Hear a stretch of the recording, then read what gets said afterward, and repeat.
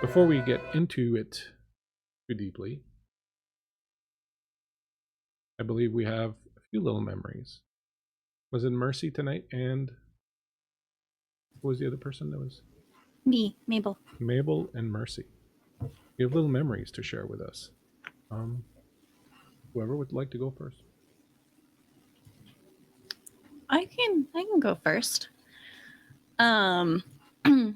Mabel's memory is fairly short, but she remembers being about 4 or 5, and she had shown an interest in her mother's garden, right about the age where really wanted to, cook with Mama and go gardening with Mom.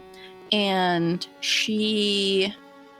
her mom had sat her down that night and showed her her mom's book on occult botany and kind of walked her through, what plants are used for what things, how you can cure this. And this became kind of a regular thing between the two of them, and is one of the very few possessions Mabel still has, is her mom's book, that she still kind of subconsciously opens every night to read. And she's read the book from beginning to end probably hundreds of times at this point, but it's the last thing she has that connects her to her mom besides her sisters. And so she has this very nice, fond memory of her mom reading to her and telling her all about the way the world can heal you and cure you of things.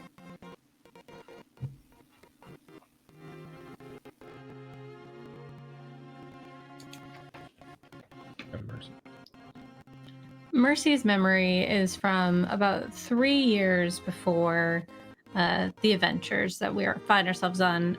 She was out in town, and she found herself kind of moving to the outskirts, the mud streets in the spring, where she heard a sound, and she started following it. And in the like kind of on the side of the road, in like close to a mud puddle, was a puppy, a very small itty bitty thing. Couldn't have been more than 2 months old. That was scraggly and wet, and she looked around. She picked him up immediately and put him in her dress and held him close. And she kind of looked around to make sure that there was nothing else that she missed, and she thought maybe he was abandoned. And she brought him home and kept him hidden for a couple days, though the sound of a puppy crying and barking is hard to keep hidden.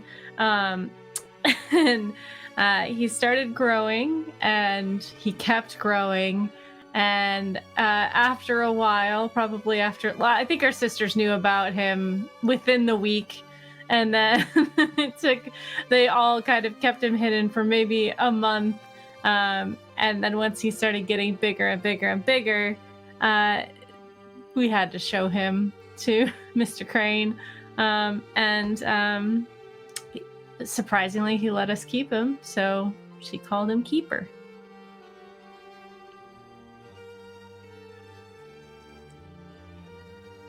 And then he kept growing for the next 2 years and never stopped. Because that's how big dogs work. Oh, all very, very sweet. Thank you so much for these little memories. I have a question for the players before we get going. You have like 20 adventures or so. Do you want to cut that down to 10 and each pick an additional talent or spell, or do you want to keep the 20 and talent? I want to play it by ear. I want to play it by ear, Blake. I want to see how dire things get. Yeah, and decide in the moment. Yeah. When does this offer expire? What's right now? Being blackmailed by my players, being extorted by my own players. Hey, you asked. You offered, yeah. Desperate to cut those numbers down. No such thing. Excellent. My friends, let us then look at where we're at. I believe we were, for the moment, with Esther. And one Dr. Hawthorne. Esther, your hand had been wounded in the Berwyn's home. Yes. When you had grabbed that piece of thread from the work that Miss Berwyn had been doing and wrapped it around your hand in your vision and had cut yourself. Dr. Hawthorne has been very kind and has managed to bandage it and feel a little better for it, and he's given you a little something for the pain. Nothing too much, just a little laudanum, just a tiny little bit of laudanum. Take the edge off a little bit. And as he's been working, he's been filling you in on some of the details and things that of the situation that has happened. And he's saying the thing with Jacob Pleasant, of course, who, as you know, is the patient that is missing and then rose up in the middle of the night and took the Sister Hatch with him, the nurse. People are saying it's the work of the devil, that Pleasant was possessed by Lucifer himself, and this is why all of this has happened, but not being one to believe in such theories that exist outside of nature, I find it difficult to reconcile the idea of, such a thing as the devil taking any sort of interest in anything having to do with this hospital, so I don't know exactly what did happen, but I find that superstition runs around a little too much and sometimes might make people believe things they shouldn't believe. What do you think?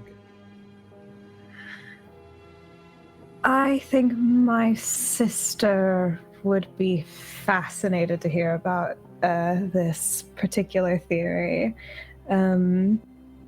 She takes great pride in being quite knowledgeable about different mythologies, let's say.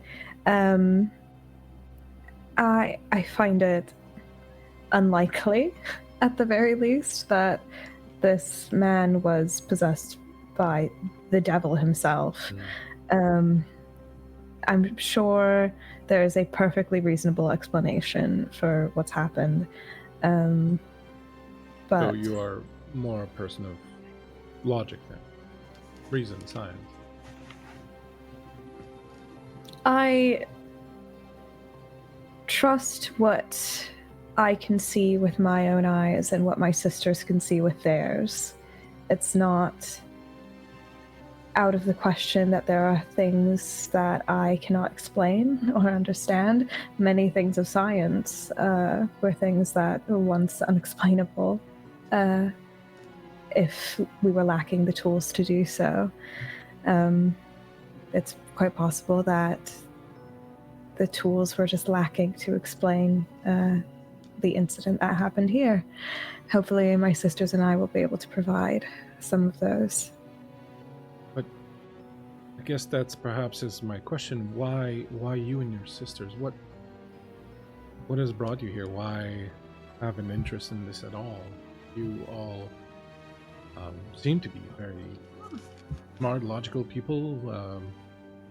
What would draw you to such a ghastly situation? Well, we owe Professor Crane a great deal, obviously, and it was he who was invited in the first place and not us.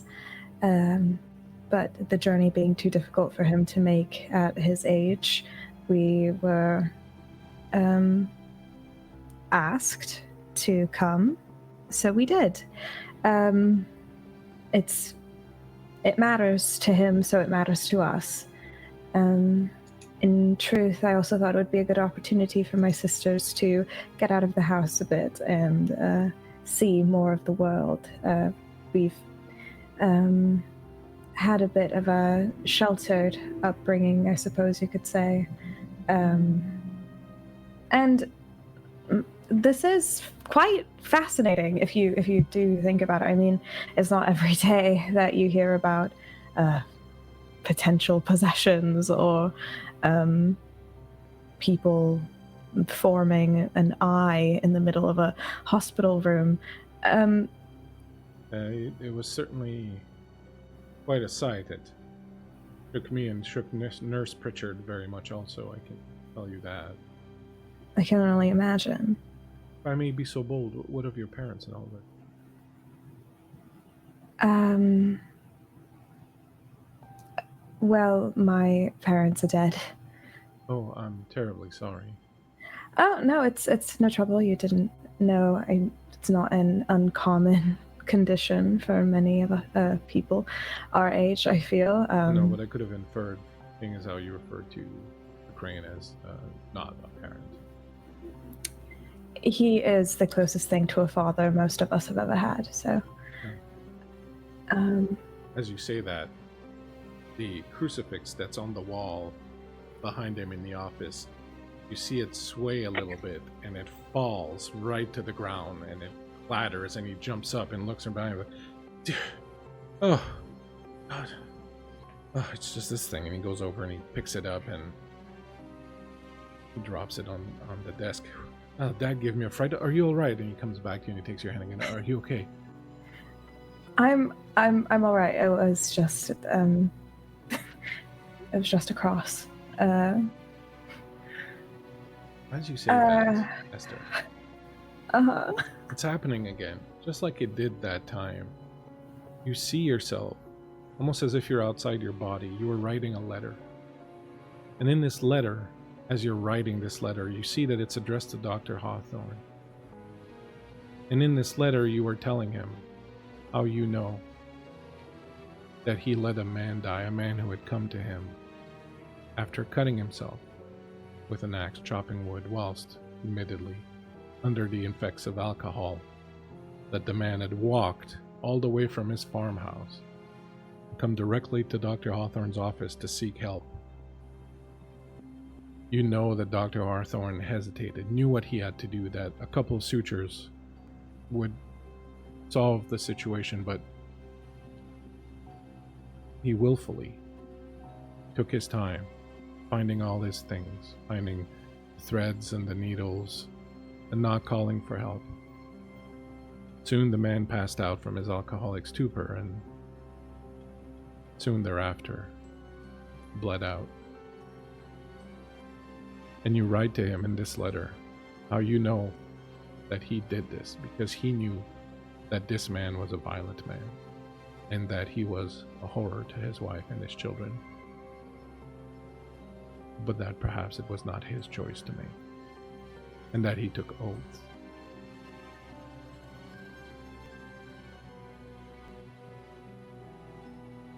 Are you all right, Esther?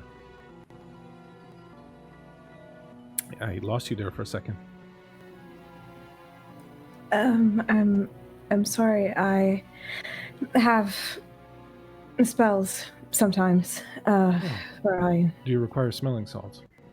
No, nothing like that. I come back to myself easily enough. It's just sometimes I get lost in my own head, I suppose. Gee, Glad you where's came the back. letter? I would certainly hate to lose you. What water you say? Bleak, where's the letter? Oh. There's no letter. Okay. No, yes. Don't worry, you won't be losing me anytime soon. Although, I do fear my sister may have perhaps gotten lost. I would have expected her to get back here by now. Sure, she's quite alright, but if you want, as he says that, you hear outside the baying of wolves. Dr. Hawthorne says, "What on earth?" And he stands up and looks out the window and goes, "Esther, you have to see this, quick." Esther gets up to look. As you get up and walk towards the window, somewhere else in this hospital,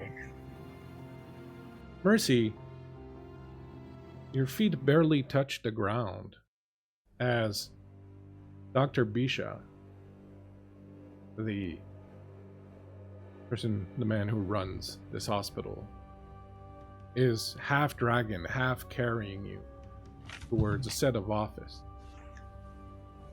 I don't know where you came from, madam, but you're not allowed to run around this hospital willy-nilly, and if you escape from Ward D, well, there will be some repercussions. We are responsible for your well-being here, and you cannot be allowed to simply prance about. Release me! I am a guest of Dr. Hawthorne's! We'll see about that. And as he keeps dragging you, what would you like to do? Do you want to do something? Do you let him drag you? What are you doing? Does it seem like he's taking me into his offices? Yes. You see that he's taking you towards what appear to be like a wing of offices a little bit off from the main area of the hospital. Is anyone else around? Yeah, you can see other nurses and things like that, and some patients in rooms and whatnot. Everyone kind of just turns and looks, and as soon as they see it's the doctor, they kind of get back to whatever they were doing. Boy. If there is a moment that I can I'm gonna dig my nails into his arm to make him stop, and then I'm going to very quietly under my breath cast a spell on him and make him go the fuck away. And as this plan starts to form in your mind, you hear a voice you know very well in your ear say, "Sweet Mercy, there's something you need in his office. Follow the man. He is rude and will get his comeuppance in time." She's just grits her teeth and tries to keep up with this man's pace with my little legs. Eventually brings you into an office, and he summons a nurse to his aid and to his side, and he brings you in the office and he tells the nurse, "Would you please, nurse, sit with this young lady while I go fetch Dr. Hawthorne, who apparently knows something about her presence here. Do watch her and make sure she doesn't interfere with anything, nor does she leave the room." "Very well, doctor. If you're not here when I come back, young lady, you will have a lot to answer for." And with that, he turns, closes the door behind, and locks it. The nurse says, "Hello." "Well, you appear to have fallen in it this time. What did you do?" I was walking by myself. "That's hardly a crime, is it?" That's what I thought, but apparently not. "Well, there's nothing to do but to wait. You can sit there if you'd like. I have these charts here to finish, but we'll sit in a few moments, and if you are indeed a guest, Dr. Hawthorne will clear it all out very shortly."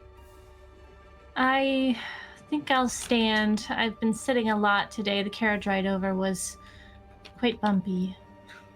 He I'm going to sits start down. looking. Stop. You see over the desk near the room, there's a series of portraits of the various doctors that have run this hospital, and you see the last picture is of Dr. Wellspring. You see a very refined-looking gentleman with a gray wig and the traditional sort of black overcoat of doctors, and looking very, I don't know, doctorly, I guess, in his pose.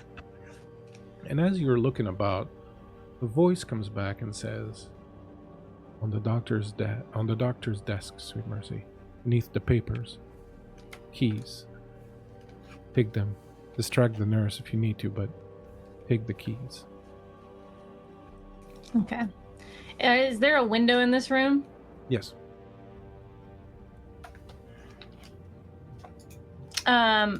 Mercy is going to... Excuse me. Just Mercy take the is cat going... out of her bag. Yeah, right. I'll move the cat to get under the sheets to get the keys. She's going to start to walk, look around the room a little bit, and then Don't she'll touch say, anything.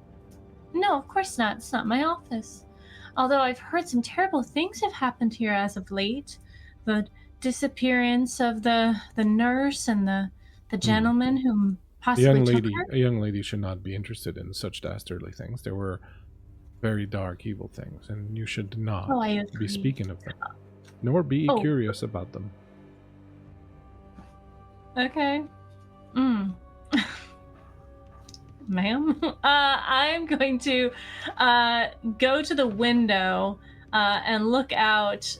Is there anything of interest out there? What can I see? You see the courtyard, and you see the coach that brought you here with Mr. Harker sitting in it.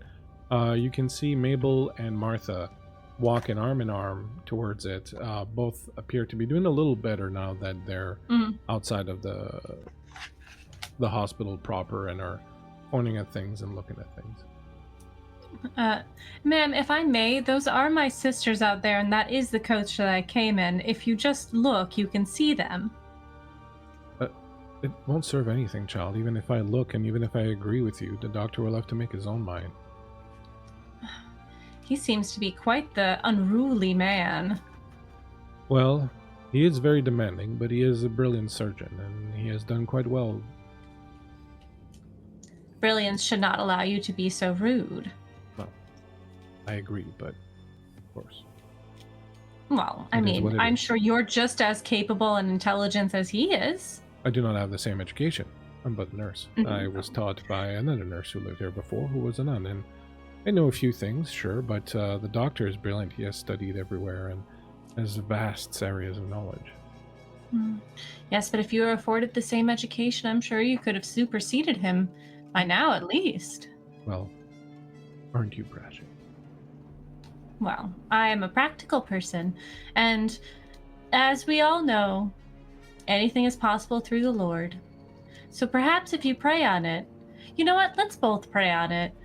And she puts her head down and puts her hands together, and she starts to recite one of the longer prayers from the Christian Bible.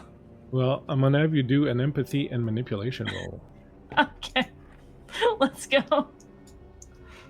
You have like a 77,000 advantages. I'll go ahead and use one. Does that give me 2 extra dice? 2 extra dice. I'm working in a war zone over here. Let's see if the cat fucks with any of them. It's 2 successes.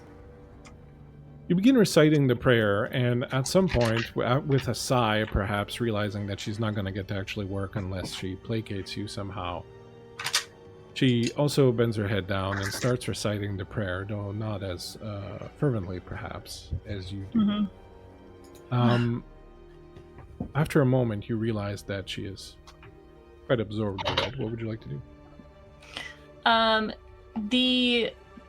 Is she sitting at the desk, or is she sitting She's sitting at a chair by the door, like where a patient might sit.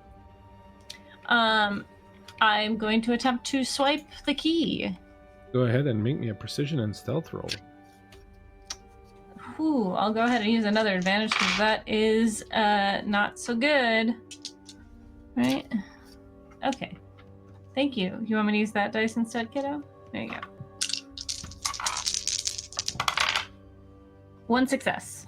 1 success is good enough. You look around, you can't find it at first, you're still reciting the prayer, and you eventually lift some papers and see a key ring. And as you see it, the voice says, good work as always. Now, open the cupboard behind the desk quickly before she realizes. Okay. I will attempt to do so. You turn around, still reciting the prayer, unlock the little cupboard, open it up, and in there you see a little box, like a little, it would just be like, almost kind of like a shoebox, but not really a shoebox, you didn't have those, but just kind of that size of thing. And on it, you see, it is held together by twine, and you see the word pleasant.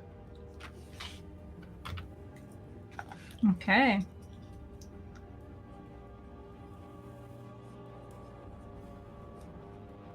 How is it big enough to fit in my bustier? It's kind of big. Okay. As you're kind of trying to figure out what to do with it, you know you probably only have a few more moments before the nurse. No, except the voice says, open it, see what's inside. You may not need all of it. I do so. You open it up quickly, and inside you find a number of things. You find A pocket watch, old, rusted in places. It doesn't work. A very, very big ring. Like it would fit almost around your wrist. There are a few keys on a ring. Many of them old and rusted also. There is a cross on a chain. And you see a patient report book, which is the thing that's the biggest. You could probably take the other things and fit them somewhere, but the book you wouldn't be able to. Mm-hmm. Would it fit in my Bible?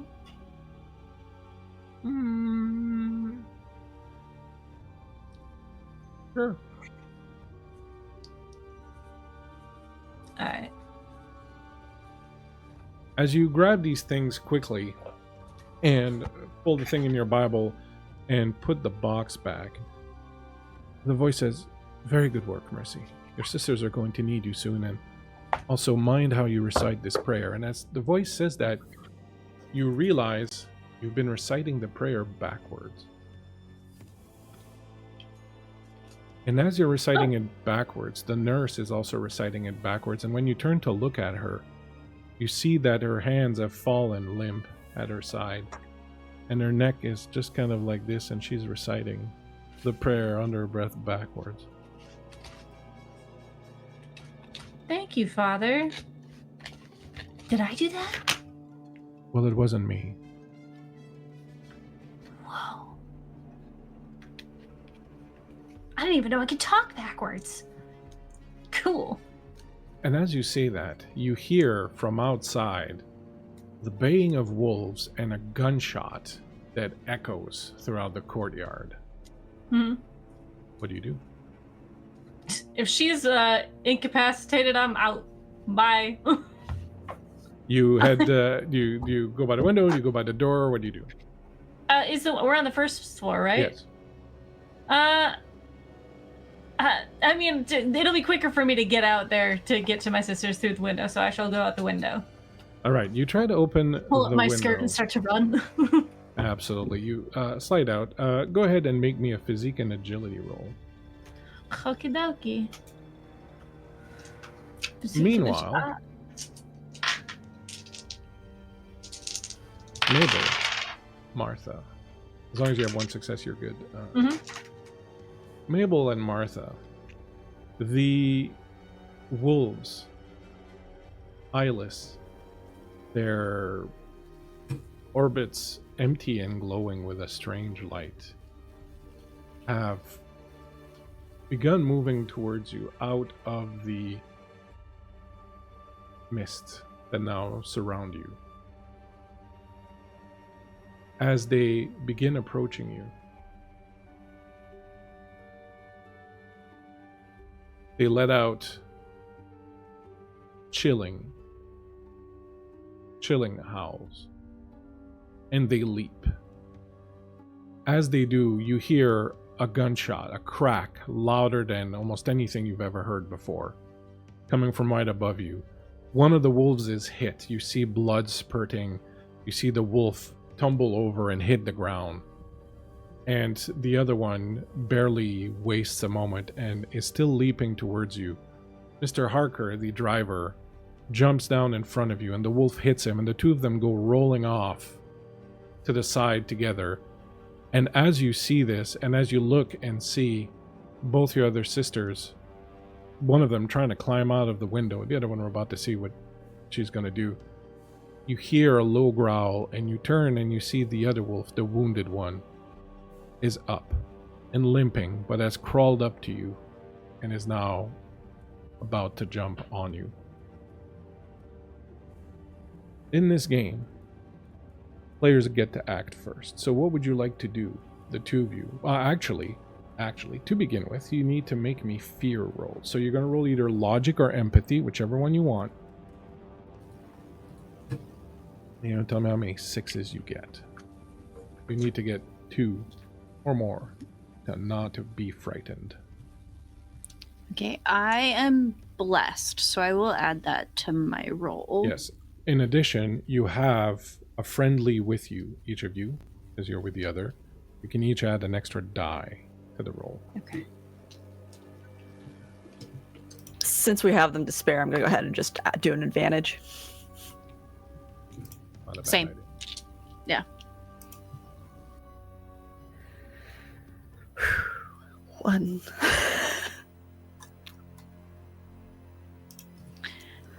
I also have one. Would you like to push your roll?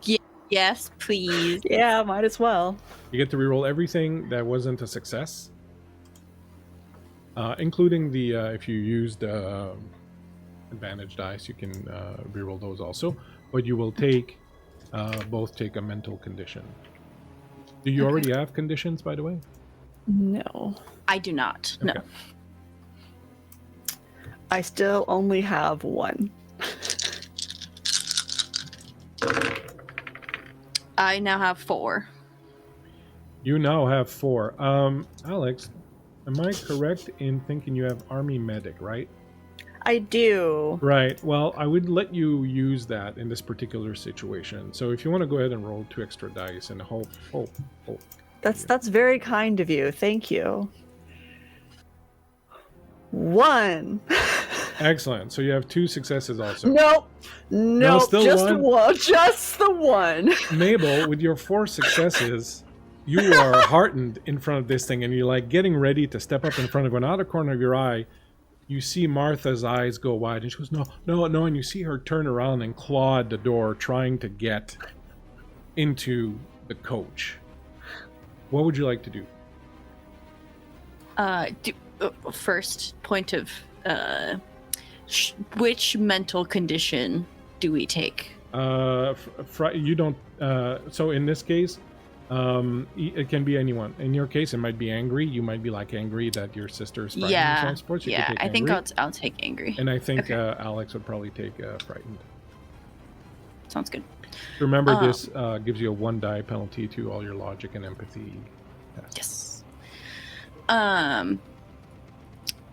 Okay, so in front of me, I've got an eyeless wolf It's coming bleeding, at and one of his us. leg is kind of limping, but it's got its maw right open and it's coming for you. And behind me is my sister freaking out.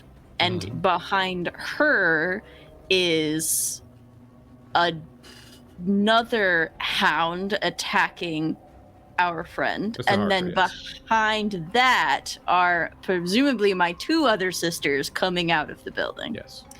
And I think split second kind of, oh shit, what do? I think the best thing Mabel can do in this position is protect her family. And so she's going to rush the animal in front of her and try to get them away from Martha. How do you do that? I'm gonna punch it in the nose. Excellent. You come rushing towards it, screaming at the top of your lungs. Go ahead and make a physique and close combat roll. Excellent. And I get Remember to look at the extra successes tab if you end up having more than 1 success to see what you can do with the success. okay. So that's 5. With one of my talents, I get +2 dice to a force when I'm fighting unarmed because I'm not using force. This would be close combat. I don't get that additional +2. No, I would say you have it then. Okay. Because it would make sense that you have that. Okay. And then I'll throw an advantage on that on top of it. So I'm rolling 9 dice.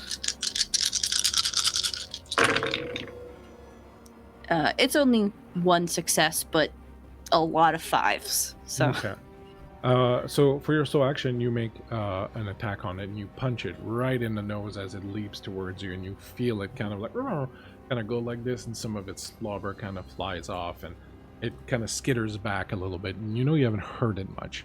It kind of shakes its head a little bit.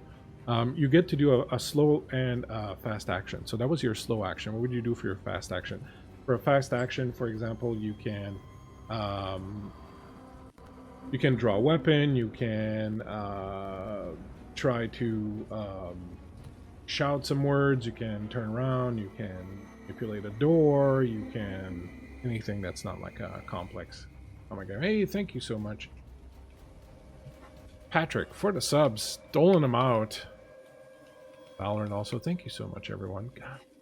Generous tonight. I love everybody. Thank you so much. Really appreciate your support. Means the world. It really does. Is there anything you'd like to do? I think, can I hold my fast action No. for a reaction? No. Okay. You can use it as a reaction if you haven't gotten your action yet. Okay, I see. Oh. No, this actually, you is can hard. save it. Sorry, I'm totally. You can totally save it to dodge or parry if needed. Yeah, I think I would use it to. I don't know how to parry a dog, but I think I would Well, it'd hold probably it be to more try. of a dodge at that point, yeah. But you don't have to. Yeah, I think I would hold. The thing I don't want to do is move, so I kind of want to stay square. Excellent. And I think I'll hold it to dodge, and I'm assuming it's going to come at me. So I Well, think I'll do yeah, that. it's probably pretty useful that you did that because it is, in fact, going to lunge at you. You roll your agility to dodge. Every success you get will take away one of its successes. Okay. Can I add an advantage to that? Sure. Okay, cool.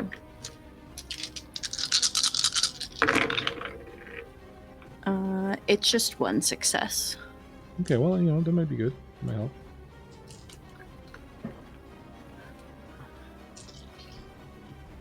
Well, it's going to help you because it had a few successes. All right, it had 2 successes, so it's got 1.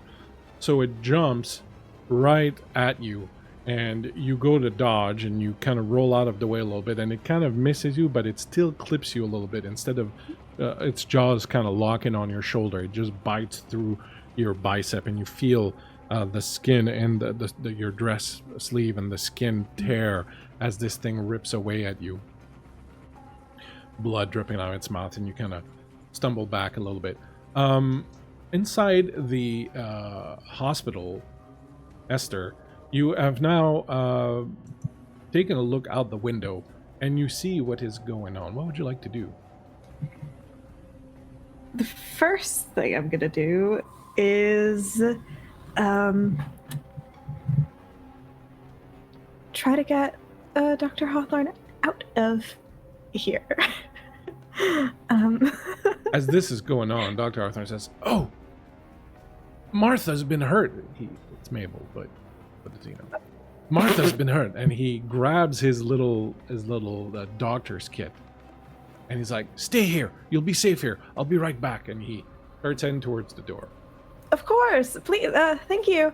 I'm gonna open the window. I'm not gonna climb out the window like my other sister did. Because she's reckless. She's reckless, but I love her nonetheless. I'm going to reach out with my hand, and I would like to use the spell Roots and Vines. Okay. Alex, for your information, you are frightened for a number of turns by which you missed the fear. So it was 1 turn. So you're going to be frightened for 1 turn. And then you can make another test. Which hopefully will turn out better. Go ahead to summon the Roots and Vines. You're going to roll your magic. Yes. Now, the courtyard is paved. Mhm. So I'm going to make it a little more difficult for you to get something. But Okay. so if you want to spend advantage, you I'm can. definitely going to use an advantage. So that is going to be... Okay, guys. It's if this works, it'll be so cool.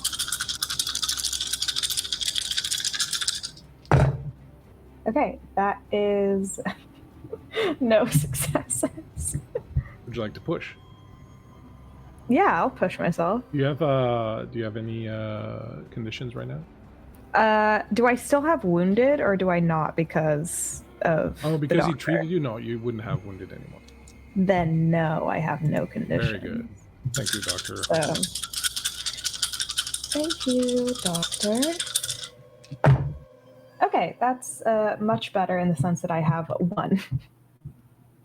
1, you reach out the way your mother taught you. You reach out to the magic. You feel beneath the ground the roots that are there and all the plants that have been paved over here, and you try to convince them. You coax them out. You go, these stones are standing in your way. You should be reaching for the sun. You should be reaching for the sky proud. You should burst out of the ground and show them your strength. And you feel them struggling and kind of trying to get through, but they're not able to. Now, you can continue next turn to do this, and as if you eventually amass enough successes, you might get them to pierce through, or you can change your action next turn. But right now, you are in the process of doing that.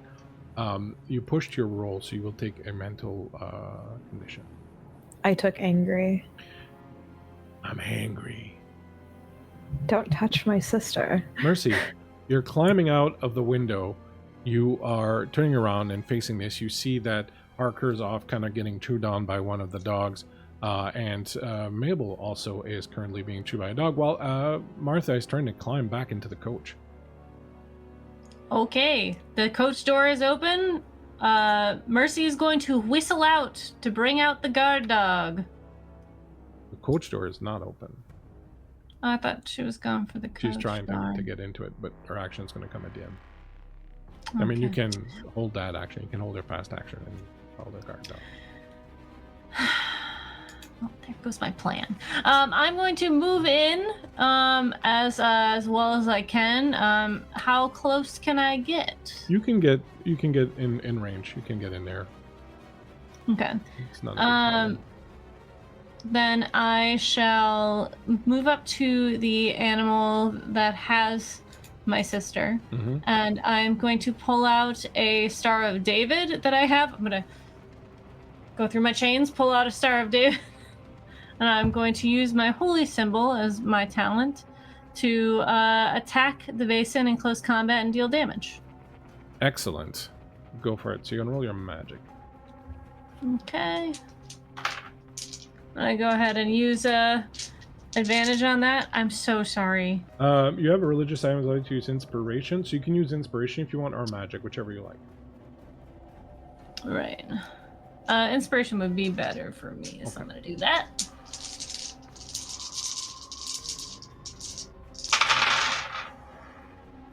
That is 1 success. There's no failure in this system, right? I mean, like ones are not failures. No, you're fine. Okay. However, as you reach out with your holy symbol and use it to try and injure this thing, I want you to treat it as if you had 2 successes, as you feel an extra surge of energy that comes out. Now, with 2 successes, you can just do an extra damage if you want. Or you could, so you can increase your damage by 1. You could stress your enemy, which would cause mental conditions instead of physical ones, which is probably not something you necessarily want. You can push the enemy away, or make them drop a weapon or item, which they don't have currently. I'm gonna push them away from my sister. Bradley, coming in hot again. Jeez. Thank you. Well, you don't need to roll well when Bradley's around. For you guys. You hold your holy item in front of the wolf, and it shrinks away from you, and you can see that you've done damage to it as there's smoke that's rising out from underneath its fur coat, and it kind of skitters away, and it releases you, Mabel, and it kind of skitters away from you. Patrick. Thank you so much. Thank you so much, everyone. Skitters away. Are you bitch? Sorry. Alex, you're trying to get into the coach. However, you're very afraid. So I'm going to ask you to make a straight up agility roll to see if you can open the door. Oh, yeah, sure. I got you. Easy. Easy peasy. Remember to take out dice because you have a mental condition now. So my agility is a 1. Right. So you always roll minimum 1 die. Okay. Let's use one of those advantages. We'll make it... So with an advantage would just be 2 then? Yes. Okay. 1. 1. You manage to open the door, and as the door opens, Keeper, who had been summoned by Mercy, jumps right over you, clears you. You barely notice him. You're just scrambling on all fours, trying to get into the coach and closing the door behind you. Keeper jumps out and is now in the fight with you. Moving back to the top. We're going to do actual initiative with cards this time, as we're supposed to. It's been a while since I've used Vaesen. I will draw cards for you and tell you what they are. I don't think any of you have any powers that affect initiative, so that should be pretty straightforward. Alright.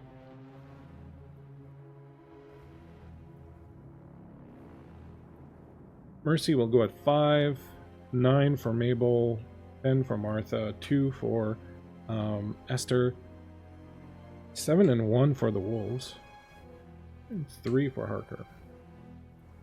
Alright, the wolves go first. The one that you kind of pushed back will turn around and lunge at you, Mercy, seeing as how you just hurt him and made him fear you. What the dog adds to your skill dice, right? He gives me a plus 2. Okay. To let me. Excellent. So you can attempt to dodge if you want. You would roll your agility plus 2 for his wonderful nearness. Yes. Okay. His wonderful nearness. I'm sorry. What am I rolling? Agility. Agility. Plus physique. Just agility. Okay. So.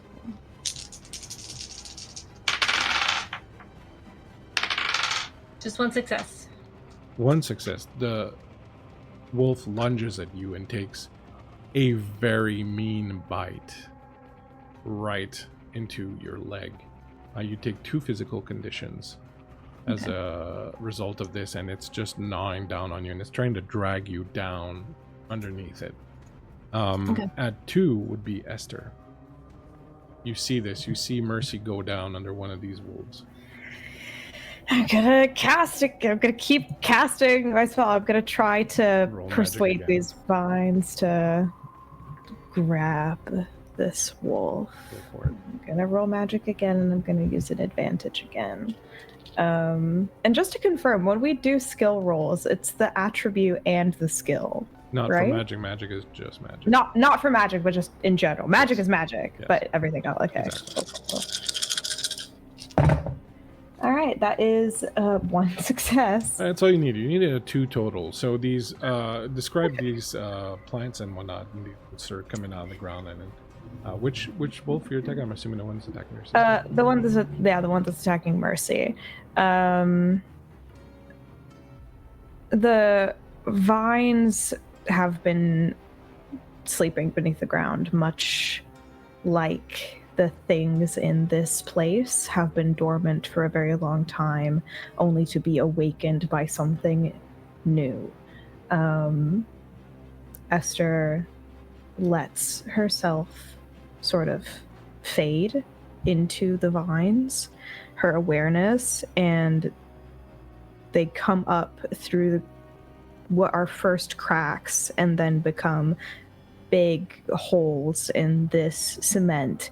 And like a hand, it reaches out and grips this wolf that has gnawed on Mercy. And as it connects, it wraps itself around the body of this wolf, around its throat and its limbs, immobilizing it, and causing 2 physical conditions to the wolf. You see these vines wrap around him and start pulling the wolf down into the ground, like holding it down there. Next up would be Harker's fighting the wolf, and then it will be Mercy at 5. Well, this is not good.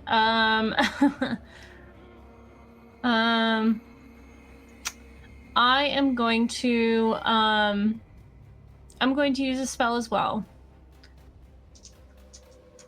I'm going to use Befuddle, which is a level 2 spell, to confuse my target for a number of rounds equal to my successes. Okay. I'm sorry, kitten. Oh. Remember to take off dice penalty if you have mental conditions. Yeah, oh, that's right. It doesn't matter. I didn't get any successes anyways. Okay. You tried to summon up the spell, the phrases, the gestures you have to make, but the pain, the fatigue, everything is just clouding your mind, and you're having difficulty calling out to it. Thankfully, the wolf looks like it's somewhat under control, even though it's fighting against these vines and trying to snap them. At 9,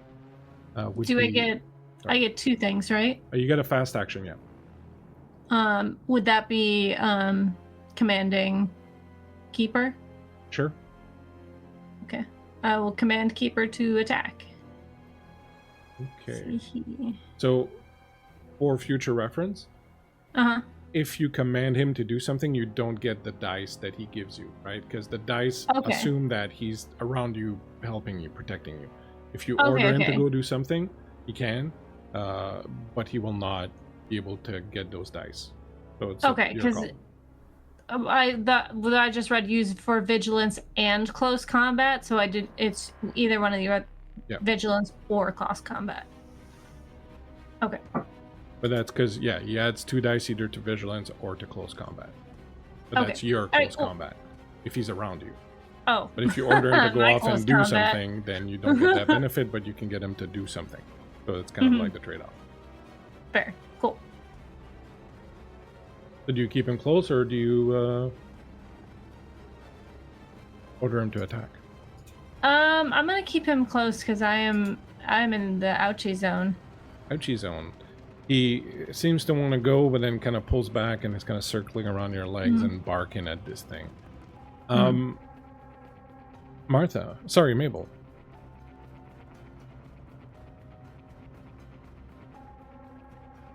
What do you do? Oh. Okay. Is there anything pointy nearby? Do a give me a logic and vigilance. Logic and investigation, actually. Okay. Also, he bit me. Do I take a physical condition? Yes, you take a physical condition. Okay. Probably should wounded. I take wounded? Okay. I was just making sure. Okay. So you said logic investigation. Yes. I will use an advantage. Do a penalty. 1 success. You notice amongst Harker's things on the driver's seat, you see the handle of some sort of sword or something that's in the bag. I will use a fast action to grab it. Absolutely. It's a rapier as you pull it out. And then I'm going to try to jam it down the wolf's throat. You notice that the blade is made of silver. As you jam it down into the wolf, you will do physique plus close combat. Okay. You have a physical condition, so you will subtract 1 dice. Yep. However, the wolf is kind of being held by the vine, so we'll give you 2 dice, so you're only going to basically add 1 dice. Okay, I see what you mean. Gotcha. And I'll use an advantage because we have a plethora of those. Plethora. Cornucopia. Cornucopia. Perfect. So many 5s and no success. Would you like to push? Can I push it? I'm gonna push it. Push it. She's gonna push it. She's just enraged and screaming and losing her mind. Yes. Okay. 2 successes on that. Excellent. You plunge it into this thing. You see it go incredibly mad. It's not dead. You've done a lot of damage. The vines have done damage. This thing is still fighting. You plunge the sword into it and you push it, and you can tell that it's in pain. It screams and howls and tries to bite at you. The vines are continuing to pull, almost as if they're angry on a vengeance thing. His bones start to snap, and you can see him start to sink through the cracks in the rock, and his body is cracking and mulching as it's being dragged down between the stones, the cobblestones of this thing. You've never seen anything quite like that. Inside the coach, Alex, you can go ahead and give me another fear check. Sure. You are now surrounded by friends, so you would have 2 extra dice because you have 2 friends with you. All right, so typically it'd be 4, at least for my logic, but I'm -1 because have the mental condition, correct? Yeah. But I have +1 because my friends. +2 because you have 2 friends. +2, okay. And then, am I still able to use my army medic for this, or no? Yes. Okay, so I'm looking at 7. We're working with 7 people.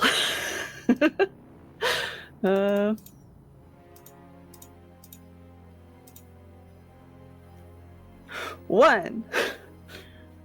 Adding to the one that you had earlier, you turn around, you see this thing is being dragged down to the ground, your sister stabbing it with a sword.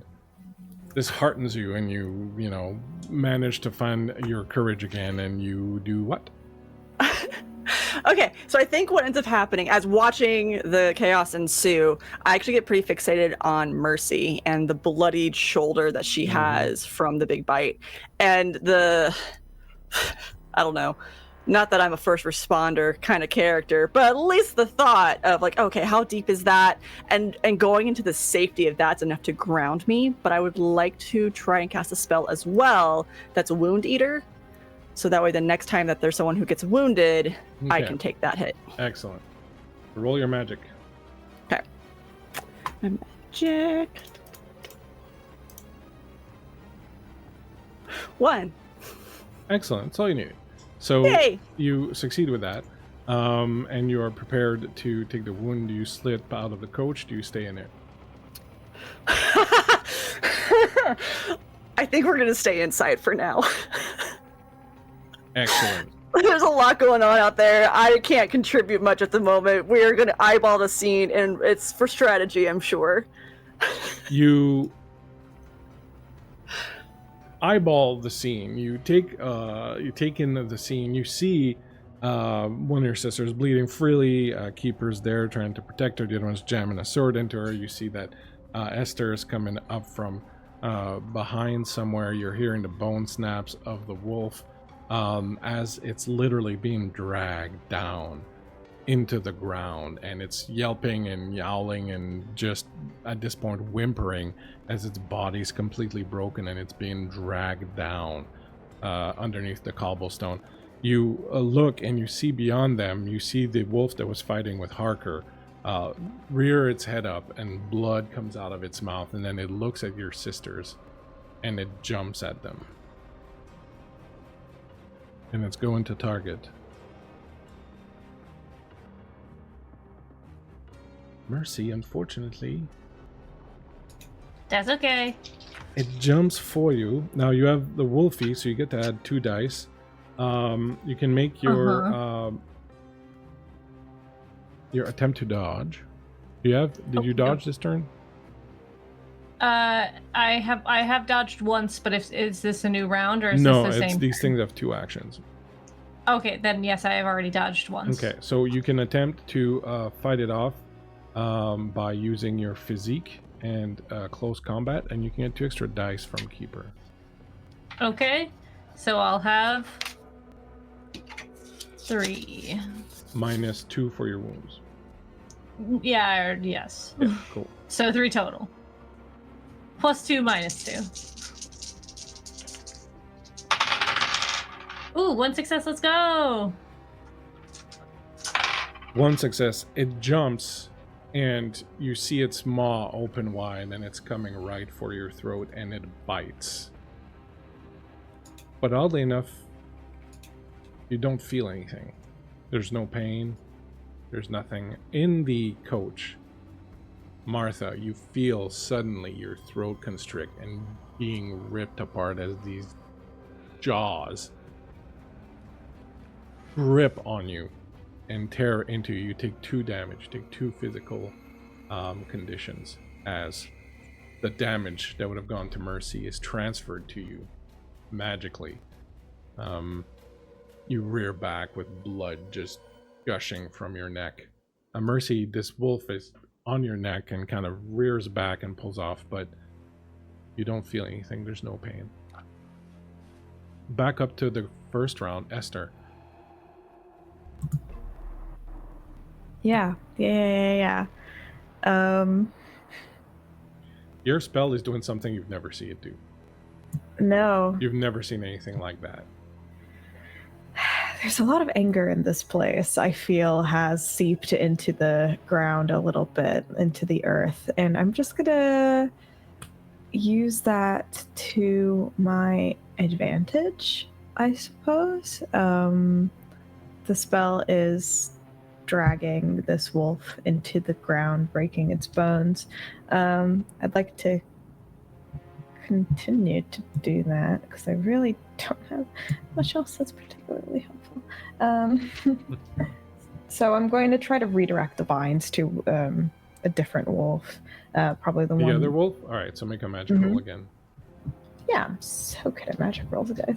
You have so many advantages. Whatever's left over after the game, I'll give you in points to buy up your character stuff. I'm so excited. We're so rich. We're so wealthy in advantages. People love you for... You should be...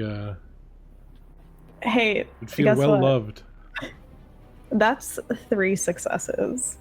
3 successes. Not only is the other wolf still entrapped in him and kind of being drugged down, but now more vines erupt from the ground and grab at the other wolf and rip him off of Mercy and drag it away. And this one too, you hear bones start to snap as it's been drugged down into the ground.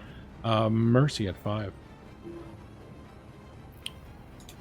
Wokie dokie, there's a lot going on. I think that I am going to, I have a lot of blood on me. It's a lot of my own blood. I am going to attempt to use my mark on the wolf that just attacked me. Okay, what does your mark do? It's the mark of Moloch, and it is a marked object. Used a marked object to cause 1d4 conditions to a target. Okay. What is your object? I'm my object. My mark is on me. Oh, there you go.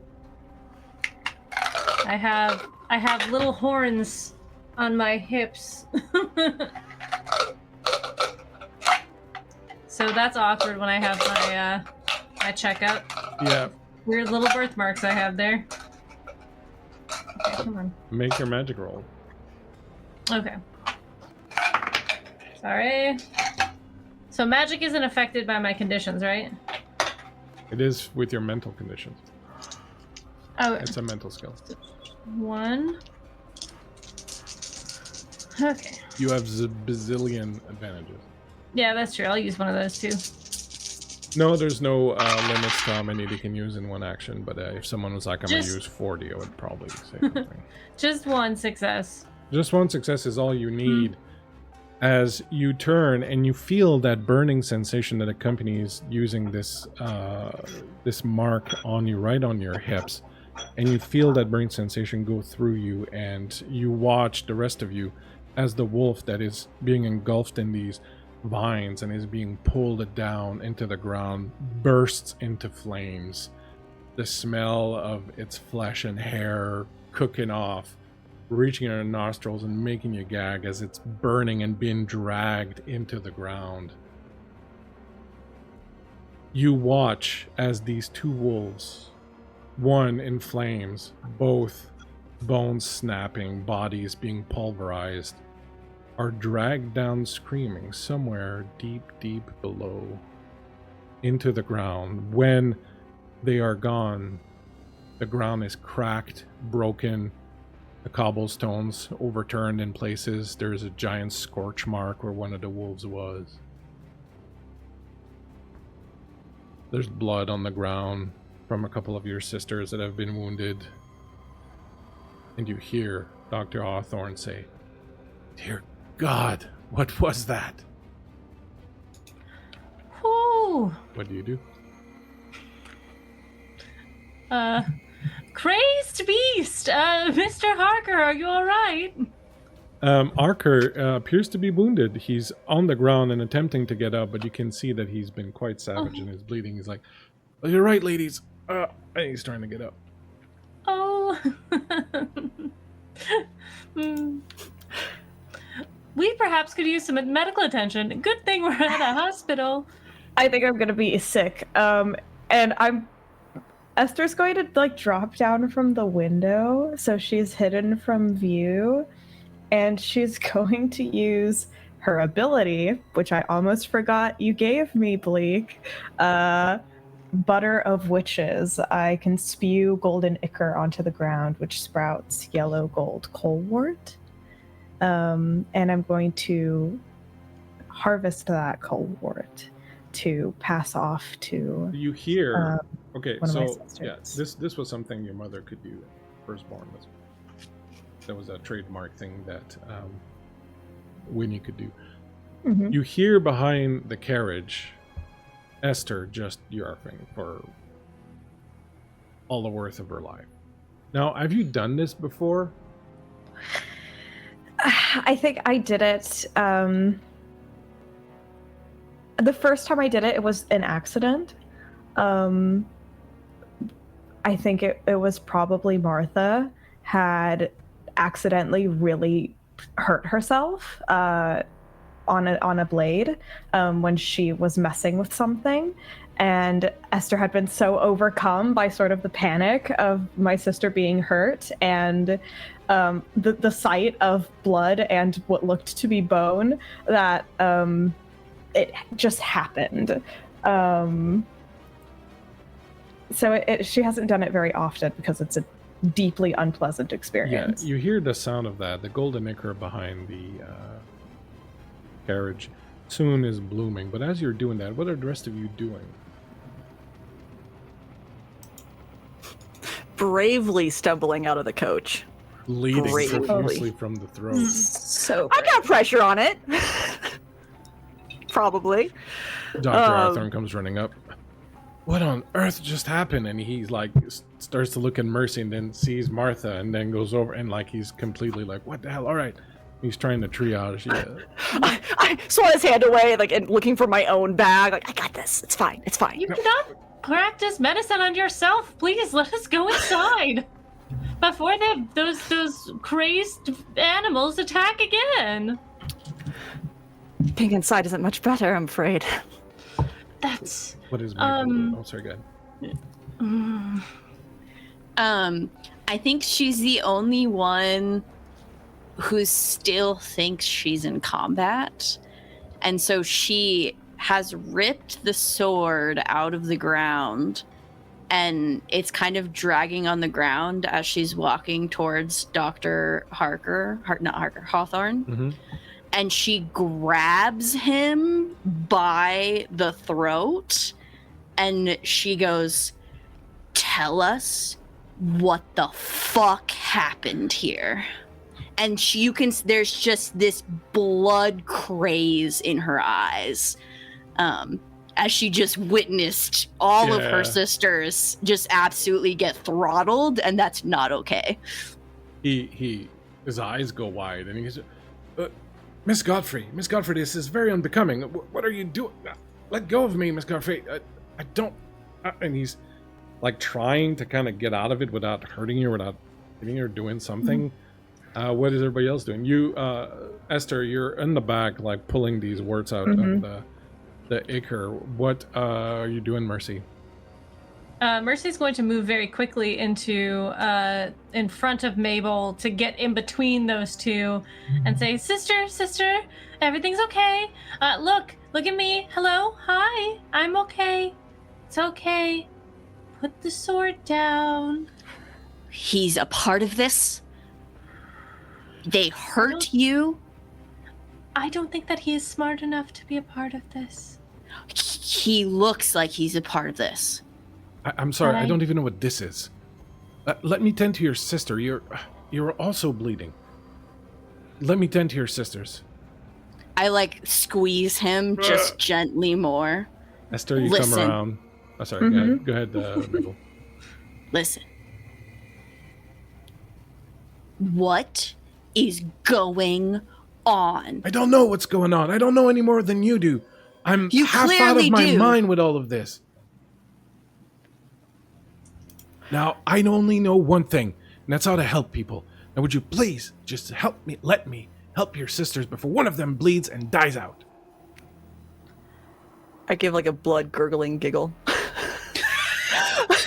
just watching, right? I'm like blindly grabbing for something from my bag to try to help staunch the bleeding. And so I'm not helping. you come around, you see Yeah. Harker trying to pick himself up, you see Mabel holding Hawthorne by the throat, and you see the other two bleeding.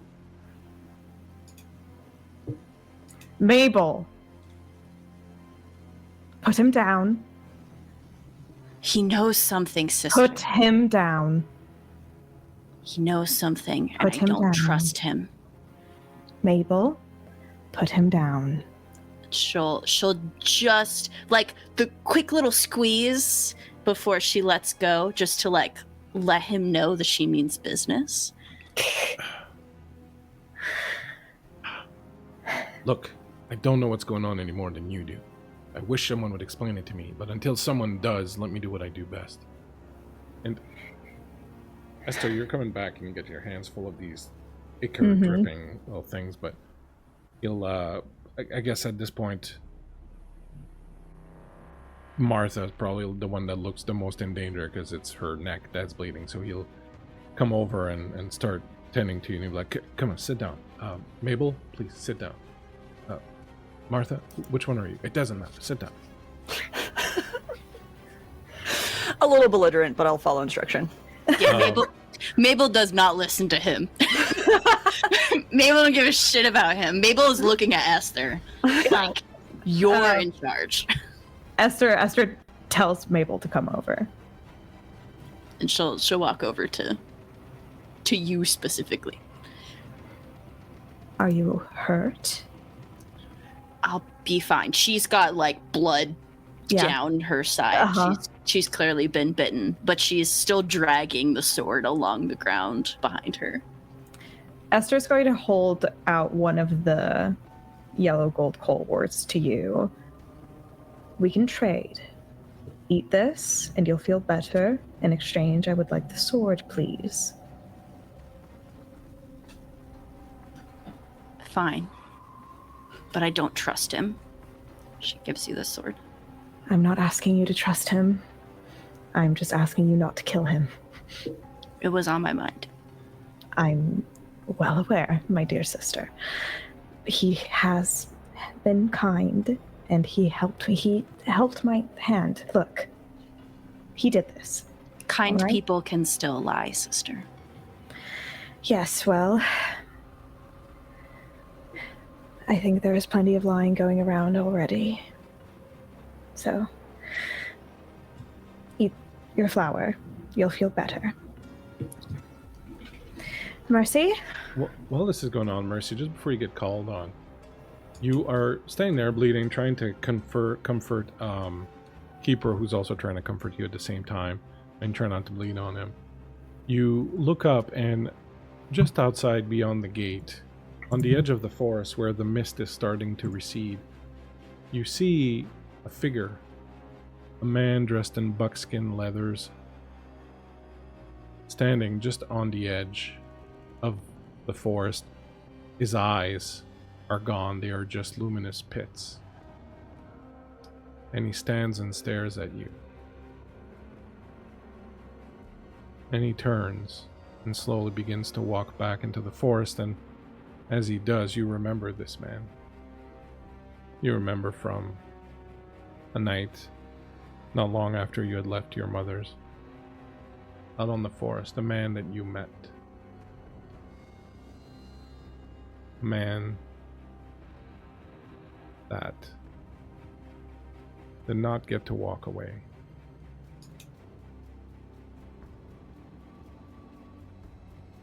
That's impossible.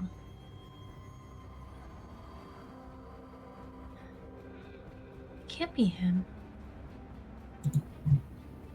She almost like takes a step towards the woods towards where this man was. Kind of like lets her hand fall off Keeper as she like is transfixed on this. That's when you hear your name being spoken by Esther. Mercy, Yes. come here so I can take a look at you. Oh. Are you all right? Are you hurt? Well, yes. But I think there's something else. I saw someone who couldn't be here. Someone who's dead. I think there's a lot of that going around as well. Who do you mean? Someone we know firsthand is dead. And then she like motions over to the twins. Uh-huh. All right. Best not mention it to them. Yes, he had no eyes. Marcy, do you know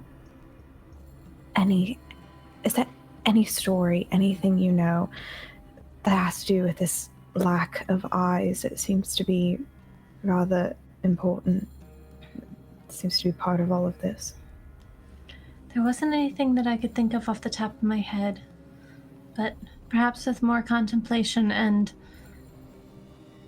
a little bit of research, I'm sure I can figure something out. I'm sure you can. Did you... Here, I'm also going to hand you a little flower. Eat that. Where did you go, by the way? I expected you to get back. I forgot about it, but I'm very upset. I was kidnapped by the Frenchman. He thought I was an escaped mental patient. Frenchman? The gentleman with the French name. The doctor. The head doctor? The doctor that's in charge? I don't know. He seemed to think very highly of himself, so maybe. Anyways, he left me with one of the nurses and told me not to leave, and I left. You did do that. We're all very glad that you did so. Thank you. You were very helpful. You didn't have a chance to find anything then, I'm assuming, while you were... I did. I found something very cool. Probably not best to speak about it here, though. All right. Sure. Meanwhile, We'll discuss this later. Martha, you're being tended by Dr. Hawthorne. Will make a medicine check. I'm backseating if it helps. Says, this is quite a deep wound. You're actually lucky that you didn't die from this. It's very strange. I don't see any telltale signs of the bite itself. It's as if your skin just opened up of its own. And you can see, like, you know, like there's like some suspicion in his eyes. What did happen to you?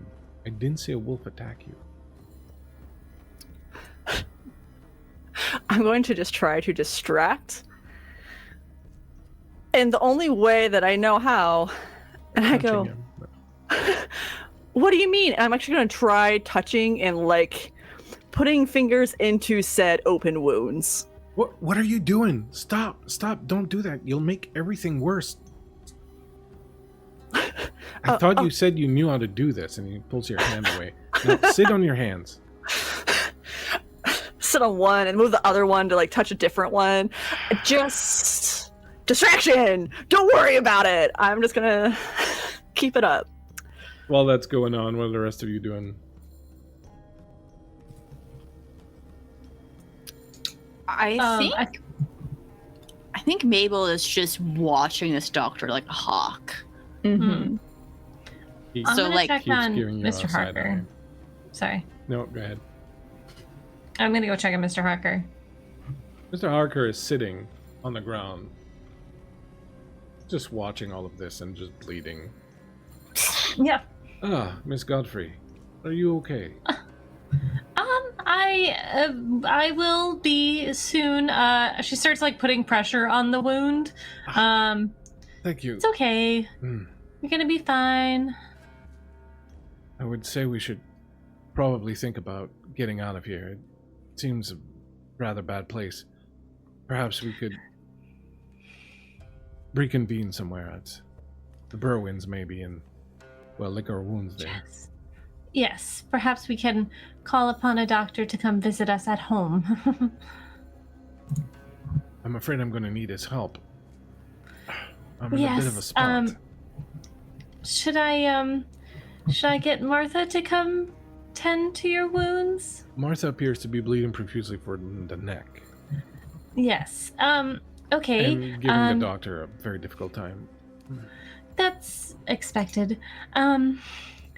Well, I can't do anything myself, other than give you wine from the carriage. Oh, that's all right.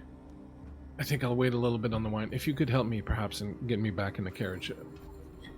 Yes, of course. I'm not sure I can drive in this condition, but I'll try. No. I can do that. Why don't you sit in the back? I'm gonna like help him into the back of the carriage, and put Keeper in there with him. Girls, sisters, I think it's best that we return to our home away from home, and perhaps Mr. Doctor, you could send someone by to help. Oh, I'll come myself. I'll come with you right away. He's helping Martha get into the... Okie dokie. I don't think you're coming with us. There's still several of you who need... Mabel, may I? And she'll like do this for you to come down. Did you eat the did you eat the flower, by the way? I did. I took away a condition as well. Okay, good. I know you weren't there, but there was definitely a spark between the doctor and Esther, and I don't want you to ruin this because he seems very nice and his whole aesthetic seems to be like would fit with Esther really well, and I don't think he had anything to do with what's going on. I think it's okay to be cautious, but don't scare him off because this might be her last chance to find a husband, okay? I hear you, and I see you, and I love you. But I do not trust him. He's not coming with us. Okay. Perhaps if you bring your own horse, sir. Meanwhile, he's looking over at Esther and going, "Are you hurt, Esther?" No, I'm fine. I'm a bit tired is all, but to be expected with the excitement of the day. Where are you staying? I'll come and find you momentarily. I'll get my horse, as your young sister suggests, and a few other things. And yes, we're staying with the Berwins, but Esther's gonna like glance over at Mabel. Perhaps it's best that we meet elsewhere. You had mentioned dinner before. He realizes he's looking down at your hands and at those ichor dripping flowers you're holding. Mm-hmm. Esther, what are those? Oh, just some medicinal herbs that I recognized that grow nearby. I'll be taking them with me. Of course, we can't stay here, but there are some at-home remedies that we learned from our mother. I'll see you at the Berwins. All right. See you looks there. at your hands again and gives you a suspicious look and grabs his bag and looks at Martha and says, "Keep applying pressure." Sounds great. Oh, and by the way, Mercy's up on top of the cart, ready to drive it. Tell the head doctor, whatever his name was, that he is incorrect about the woman that he abducted and held in his care. And tell him to kindly mind his own business. I'll speak to Dr. Bisha. You take off. You take off. Are you going to the Berwins or are you going somewhere else? Martha, eat this. Yeah, I'm going to the Berwins. A little later, at the Berwins, they, surprised at your state when you arrived, they nonetheless spring into action and get you all kind of tucked in and sort of settled in. They help out with some bandages and some first aid and whatnot, and you all eat of the flowers. And very shortly after, before the doctor arrives, I assume you'll want to talk together a little bit. So after a few moments, Berwin and his wife excuse themselves to go and make some tea and prepare some food for everyone, and with Harker resting on the sofa with his wounds freshly bandaged and almost snoozing, the four of you are left alone with your wounds to discuss as you wish. I think Mabel hasn't sat down since the carriage, so she's kind of standing next to the window looking towards the road, and just kind of has this like far off stare. I'm talking to Mabel despite this. I just don't understand. I have the bag. I know what I'm doing. I can totally help out with the medical thing. I know we're not used to live bodies, but they're not that much different. Sister, you are the best. You can do it. I know you can do it. It's men, I'm telling you. It's not us. Kind of a know-it-all, right? Really didn't like him. Don't like him. I don't. And she like lowers her voice a little. I don't see what Esther sees in him. Get it? Esther? Oh, really? Did Mercy not tell you? Not yet. Oh, apparently they clicked. What does click? What does that mean? Apparently, I don't know. There was some chemistry between them. Oh. I don't know how you can have that in a 2-minute conversation with a man who is mean to your sisters, but it's fine. That's what she said too. We'll find better. We'll find better. Yeah, absolutely. Somebody who cares for our craft. He clearly didn't even think anything of you, and you're fabulous, the best. You brought a dead body back to life. You stabbed a wolf through the throat with a sword? Yeah. And I was gonna stab him, but you could have done it. You could have easily done it. I was going to. I thought about it. I was kind of waiting for it. Yeah. He's hiding something. I agree.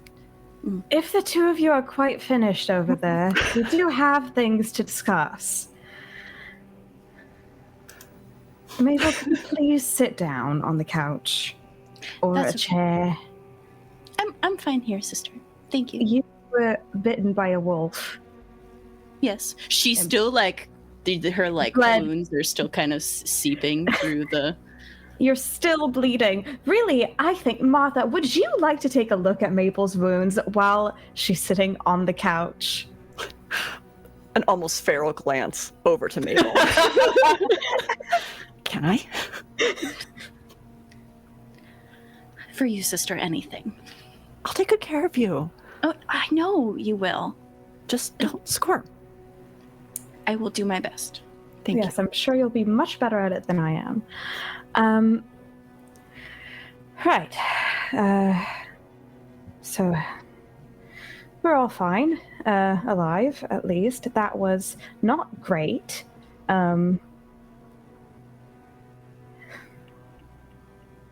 It seems that there are a few different things happening to us or around us. There's the danger, which Father says is imminent, and then there is the matter of what happened in the hospital. Whether or not the two are related in the slightest is, frankly, yet to be determined. But I feel that we were woefully unprepared.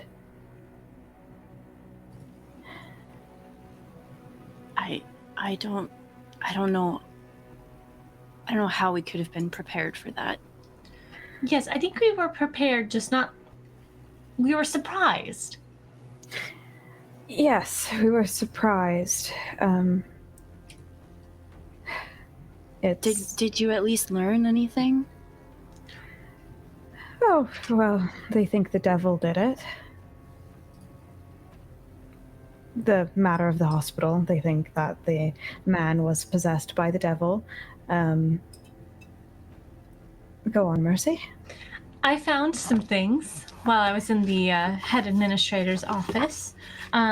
She pulls out the items that were in the box, the pocket watch, the big ring with keys on it, a cross on a chain, and then the patient's notebook that she like pulls out of her Bible and unfolds it. Just a few things. What is this exactly? This is, and she's going to look down at the patient information and see what it is. So the bit of information that you have there is in the patient's records. The note in there is by Dr. Bisha. It says, Mr. Pleasant believes that his affliction, his massively swollen and distorted hands, are the results of having been a lazy and slothful man, that his, quote, idle hands have been possessed by the devil himself. He has developed an obsession with the Archangel Michael, believing this one is the only one who can protect him from the devil. Oh, goodness. He believes his hands were possessed by the devil. If I may. The devil is too busy for that. He would send a demon, am I right? Yes, I did think it would be unlikely that the devil himself was involved in something like this, but... You find attached to it a second note, more recent. That one, by the way, is dated 3 years ago. There's a more recent note from a few nights ago. This one, it's unclear who wrote it. Patient insisted violently that he wished to keep his crucifix. However, as he is under self-harm watch, we cannot leave any items of sorts on his person. Patient was informed that there were several crucifixes in the patient hall, but he said that they would offer him no protection, and only this one, quote, given him by the Archangel Michael himself, would do. Once we forcibly removed it, he then said, and God have mercy on your souls. Nurse Pritchard confirmed we should not leave it with him, for it's too dangerous and he might use it to strangle himself. Dr. Bisha concurred. I'm going to take a look at that crucifix and hold it up, see how what I can tell about it with my priestlyhood. It is a little interesting because it doesn't have the usual Christ on the cross. There is, in fact, a cross, but you notice that the cross itself is more designed like a sword, and that there is a blade that is the bottom part of the cross that appears to be wreathed in flames. Huh. I mean, I understand why he thinks the Archangel gave this to him. It seems to be a flaming sword, not a crucifix. Oh. As you touch it, you feel a certain warmth spreading through you, Mercy. You feel better than you have in a little while, especially after the events of today. And you find that your conditions are cured after a few moments. Oh. Martha, will you take a look at this and tell me what you think of it? You grab it, it burns your hand, Martha. As soon as you touch it, you feel this searing pain in your hand. You drop it, and when you look inside your hand, you see a burn mark in the form of a crucifix. Your trinkets are awful. That was a cruel joke, Mercy. That wasn't a joke. It healed me. And it hurt you. Strange. Indeed. Esther, your turn. I would rather not. I think I will For abstain. science. Yeah, we have a to know. scientist. Why don't you go first then, Mabel? Sure, she'll pick it up. As soon as you touch it, you feel right away the burn of it. You let go, and I'm assuming you grabbed it by the chain, so only the tip of your fingers or whatever you touch it with are burned, but you are very, very much singed. Yep, me too. You know, I think that is a perfectly valid case study right there. I already had my hand injured today. Thank you very much. I'd rather not do that again. Mercy is so very special, as we all know. Perhaps it simply used all of its kindness on her. Lean over to Mabel. She's chicken. Yeah. Chicken. Dare you? Fuck. I have not conceded to one of your dares since we were 13 years old. I am not. Well, if Esther wants to set an example of being a scaredy cat, I think that's perfectly fine. There has to be one in every group. Yeah, it's true. It's not us. At least chickens are delicious. And boring. What are you girls All right. doing? Says Mr. Harker, kind of coming out of his... What are you playing at? And what's that Nothing, Mr. smell? Harker. Is someone making bacon? Ooh. No, not bacon, Sorry. chicken. He sits up. Ugh. Mr. Harker, how are you feeling? Well, like I've just been mauled by a wolf. How are you feeling? Angry. That's understandable. Yeah. Have you ever seen something like that before? Well, you know, I've seen a number of things in my time, and in Mr. Crane's service, we've run into quite a few strange moments here and there, but that was definitely one of the strangest. I've never really heard of anything like that. Mercy, you read so much. If you'd never heard of a story of some kind that might... I would love to find out if I did. Well, you haven't so far. However, you are aware that you are in the house of a schoolmaster, and that perhaps he has books lying about that might be of some use. Well, I have not yet, but I was going to take a perusal of the literature in this household so that I could see if I could find something available here. Perhaps I should speak to Mrs. of the house to see if she could point me in the right direction. I'm sure Is the that blind lady of the unkind? house can tell you where the books are. Yes, ma'am. Is that unkind of me? No, I'm sure it'll be fine, Mercy. Okay. I'm sure she And- would enjoy the company, regardless. Does anyone need anything while I'm up? A slice of the pie would be fantastic. Forgot there's pie. There's been so much else on the mind. Pie does sound great. Esther, Pie first. what is your yes. next move? My next move is I should not leave my sister to research alone, but there are some things that even books cannot tell us.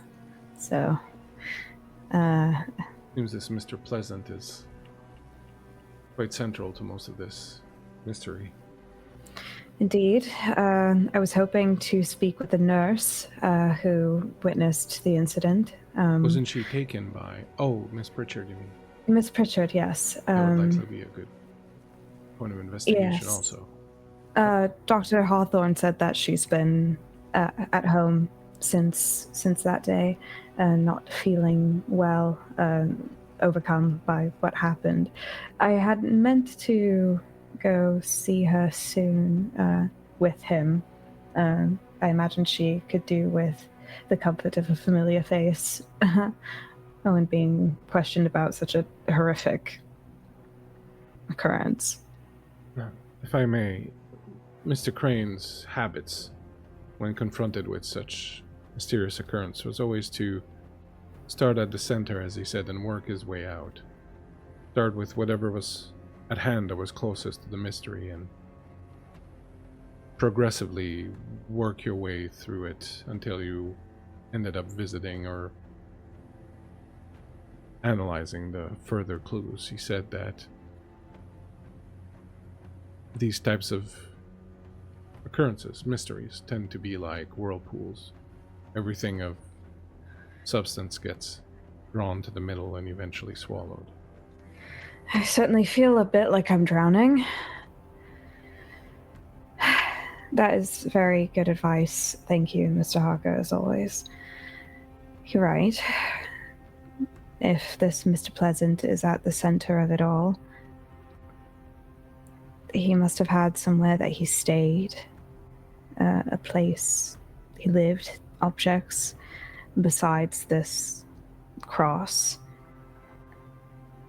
The doctor, or even Mr. Berwin, the schoolmaster, might know where house might be. Yes, there may very well be worthwhile clues there. It's curious, though.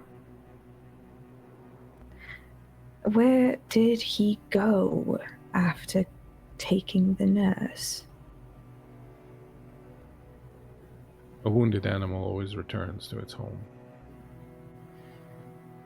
Well, for my sake, I certainly hope not, if that's where I'm going. Clues, yes, but I'd rather not encounter a man who thinks himself possessed by the devil.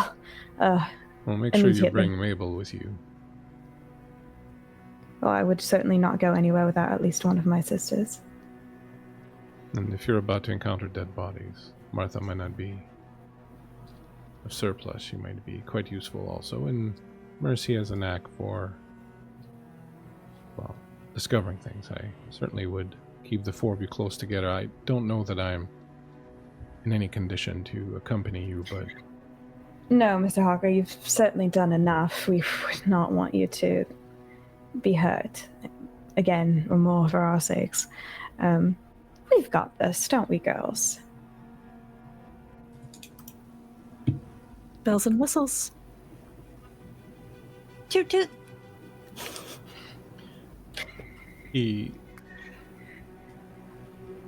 leans forward and he says, "Carriage. Underneath the seat, you'll find a second pistol. It is loaded already." All right.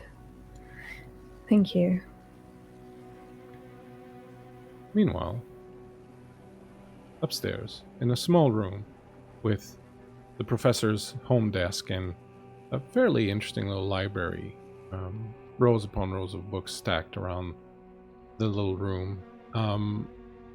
You and Miss Berwin, Mercy, are in the room. She is sitting at the desk, hands in her lap, and the two of you are chatting as you are going through various books in the area. Would you make me a logic plus learning roll? I can do that.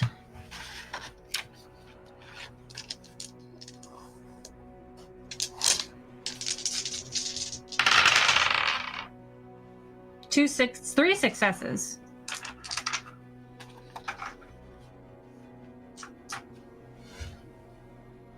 You find a very old book bound in leather, and it seems to be a book about legends and folklore of the area. And as you're flipping through it, you see an image not unlike that of the man that you saw. A man with long legs and buckskin leather and eyes that appear to be empty.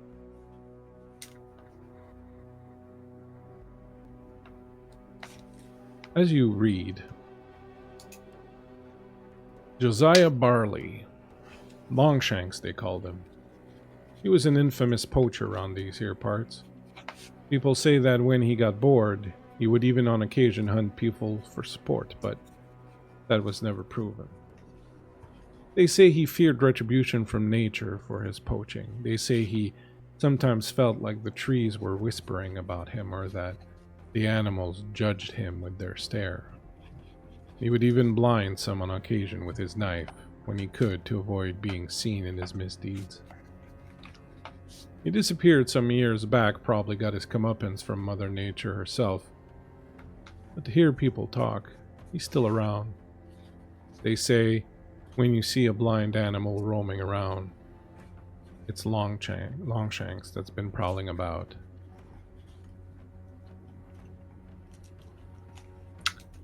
Ah, I see. Find anything interesting? Oh, just a story about a gentleman, Josiah Barley. Not a common name around this area, but Apparently he was a poacher who went for the eyes, or something about the eyes. horrible. Indeed. And you're looking for this because... Well, it was curious to know if there was anything in nature that caused eyelessness, since that has come up a couple times in our research so Indeed. far. And of course, once we've exhausted all of the medical bases for things, it is natural to move on to the unnatural. Well, I can tell you about my condition. I could see when I was a child, you know. I was very young when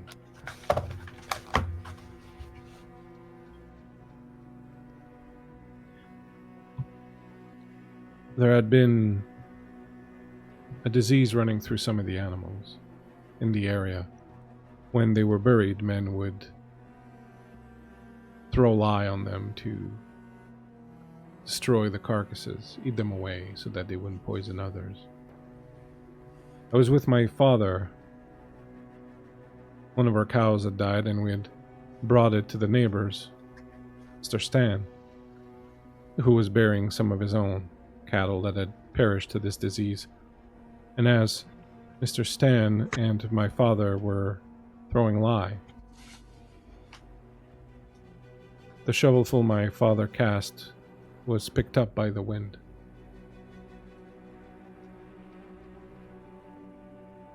My father never forgave himself. I tried to tell him several times it wasn't him, it was just nature, the wind. What could he have done different? How could he have prevented it? Nature has a very, very powerful will, and truth be told, Miss Mercy, and with all due respect to your own beliefs, nature is the single most powerful force in the universe. It was here long before everything else, and will be here long after everything else is gone and turned to dust and ash, and it will then swallow us all. There is no evil or meanness in nature. Nature simply is, and when nature causes something to happen, well, it is because it's what's supposed to happen. If this man felt that his acts were so horrible that they could not be witnessed even by poor innocent animals, then his acts were certainly the most horrible kind. I couldn't agree more. But there is something else. There's not just this man. There is something in the hospital itself that is, I fear, unnatural. Some would say hospitals themselves are unnatural. They are a place where man uses his knowledge to change the course of nature. Sometimes, most of the time, for the best. I saw plenty of doctors after my accident. None of them can do anything, but hospitals are a place where nature's intentions are subverted, for good or ill. I doubt that whatever is occurring there is a product of nature. My conclusion, I am sorry about what happened to you. Thank you for sharing your story with me. You're very welcome, Mercy. You're a very sweet girl. I appreciate your company. Of course. I should relay this information to my sisters. Feel free to come back up here whenever you need it. My husband certainly believes that books and knowledge are for everyone. He is a man of good beliefs, I think. You will take the book, I guess, perhaps, or not, whatever you like, and make your way back downstairs to where your sisters are all doing the hand on hand thing. Yeah. Jo. Hello. Find anything? Yes. I think the thing in the woods is probably... I'm going to look around. Is anybody else in this room? Just Harker and you. So, a gentleman that we might have run in before, and when she says run in, she makes this motion with her hand. In the woods, remember that evening we were by the fire and a gentleman joined us for a moment? Yes, Mercy, I think we all recall. Wonderful, Fine. I'm glad we're on the same page. Apparently he was a poacher who sometimes hunted people for fun, and he was concerned that nature was going to get back at him for the things he did, and he would blind his creatures so that they could not see what was happening, so that nature could not find him. But I did see this individual outside of the hospital grounds, just so we are clear. That gentleman that we saw by the fire. Mabel, clenches Martha's hand when Mercy says that. You saw him? And he did not see me. He had no eyes. Yes, thank you, Mercy, for clarifying.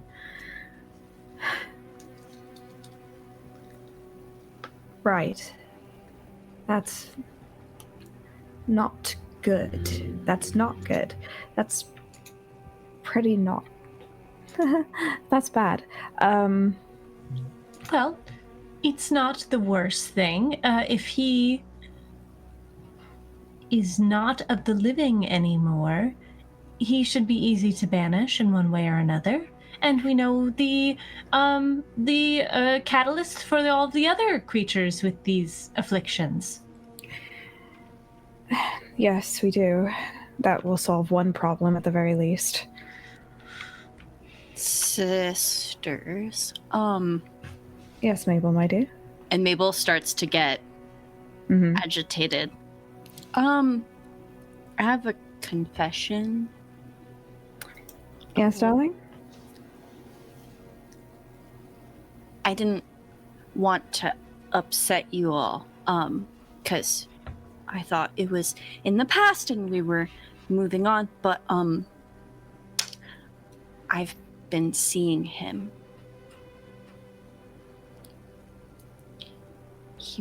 He was at the table with me yesterday morning. Mabel, Soon is the this trees why will be you've whispering been your so... name, Mabel. Is this why you've been so distressed recently, Mabel? He talks to me.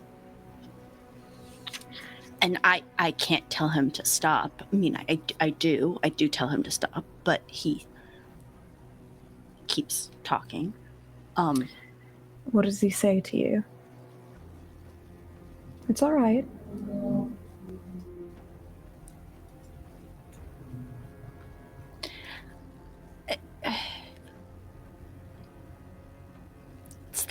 It's the thing he said that night.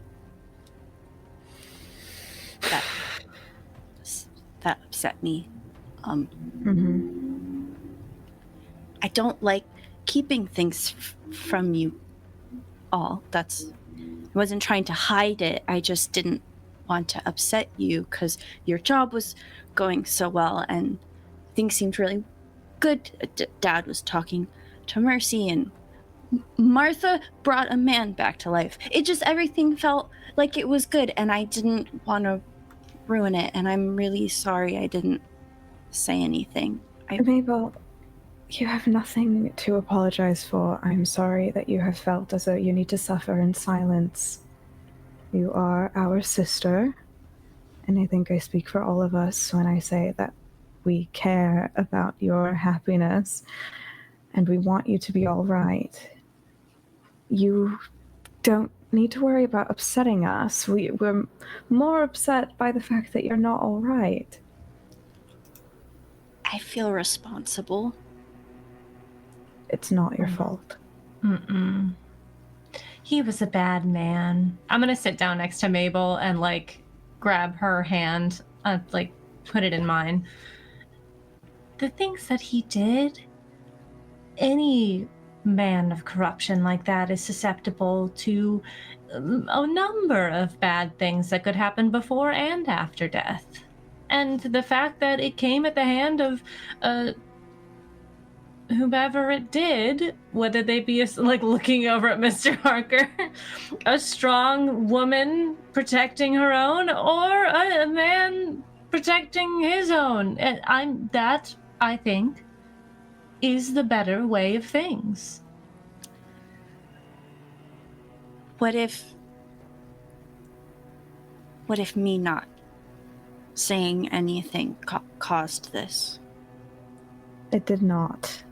But how do we know? How do you know? I know for certain, Mabel, nothing that you have ever done could cause this much harm or pain, because you are a good person. I promise this is not your fault. A man like that, as awful and cruel as he was in life, it's no surprise that he's as tormenting in death. And now it is our purpose to move him on. Yes, for the first time. Yes. Yes. Do you think cleansing the hospital will help? If he's there. Well, that's where Mercy saw him last. He wasn't in the hospital. He was outside the grounds. Bleak. Wake up. I have a question about banishing spirits. I know we're role-playing, but I was listening and I just looked up so that you knew that I was listening to you now. I heard you call my name. This is what I live for, is these moments. Just sit back and watch the magic happen. How does cleanse, if I am to believe that it is a spirit as opposed to a zombie or whatever it is, do I have any indication of how to deal with said affliction? Do logic and learning. Oh, I'm so sorry, kitten. I need to move my mouse. Poor baby. I know. I think she's figured out that if she sleeps in certain spots, she can get away with anything. Oh, sorry, kitten. Oh, 1 success. As you're listening to all this and kind of trying to figure out what you could do or could be done about all this. You're definitely getting the sense that the two things are probably unrelated. After what Miss Berwyn just told you. Yeah. You definitely get the sense that whatever is going on with this Longshanks. So it's probably unrelated to everything. It just happens that you're the common denominator between the two stories right now. Right. I'm trying to figure out how to deal with him. Oh, just let me get to it. Jesus. Sorry. You're telling me things I already know. You only got one success. So the ritual that you were going to do to cleanse for the spirit thing in the hospital, that's something that would calm the spirits there so you could talk to them. To do something like that to a zombie or whatever, some kind of risen creature, would be a very different thing. None of the spells or powers or anything you've been taught by your mother dealt with necromancy in any way, shape, or form. You think that there's probably something like that, like it did. You would assume that something like that exists. If something can bring back something, there's probably something to send it away. But there is nothing at all in your experience of all of this, except for Jesus Christ rising from the dead. That happened. If that even happened. That hearsay. It would connect to that. Okay. That there would be something you could find or use. Well, I don't know anything personally about putting people to rest, besides the thing that they do in graveyards with actual dead people and not a non-dead people. So I think that perhaps we need to do a little bit more research about that, or speak to somebody who would know. But the cleansing spell on the hospital tomorrow morning should help us get some insight into what's going on there. I do firmly believe they are separate things still. But the cleansing would not work on him, because I don't think he's a spirit. I think he's more of a physical thing. Tangible, you mean? Yes. Joy. So, sorry. So he's alive? No. Well, then how can you not be alive and also be tangible? So, there are, Martha spoke of mushrooms that will inhibit or go into creatures and kill them and use their body as a vessel for themselves. So the creature itself is dead, but they can move on their own. I believe it is something similar to this, where the flesh is no longer alive, but the vessel is still being moved. What do you think, Martha? Does that sound intriguing? Naturally. Of course it does. You did mention that you had brought someone back to life. Hypothetically, we just haven't quite found him yet. I'm sure he's alive. Hypothetically speaking, do you think maybe perhaps what Mercy is describing is also a possibility? I would say so. Also, if we need some additional information that maybe perhaps isn't in books, I kind of look at Mabel and look at you all. We can always try to ask the other side for information. Oh. Yeah, who would we ask? Well, there are quite a few spirits at the hospital. Once it is cleansed, we could speak to them. Yes, I think that's a good idea. You do also note that there is a spirit living in this house that you've not been able to coerce into speaking yet. Yes, The one there with is his a throat spirit. slit. The question is, can he speak with a slit throat? Because I feel like his vocal cords are a bit... I think they're not there because he is a spirit, so I think it might be possible. He has to get beyond the physical, think about, It's about drive, it's about power, is that what you're saying? Yeah, we stay hungry, we devour. Absolutely. All right, perfect. Do we think? Sorry, this is like above board. Yeah, I'm like wrapping my head around all of the stuff. Yeah. Do we think that goes? That's the old headmaster, right? Yes. Yeah. Do we think that's connected to what happened at the hospital? Yes. Yes. Okay. I think he's connected what happened at the hospital. This other guy, totally unrelated. Right. Yeah. That's the thing we just discovered is that is something that haunts Mabel endlessly. Okay. Many such cases. Yeah. Okay. Yeah, so whatever is happening at the hospital, the gentleman believed his Mr. Pleasant believes his hands, because they're so large and they were idle for too long, were possessed by the devil to make him do bad things. He had the symbol of the archangel, maybe. I don't know if it's the actual symbol of the archangel, but it seems legit. And they took it away, and then that was the night that he probably did the thing.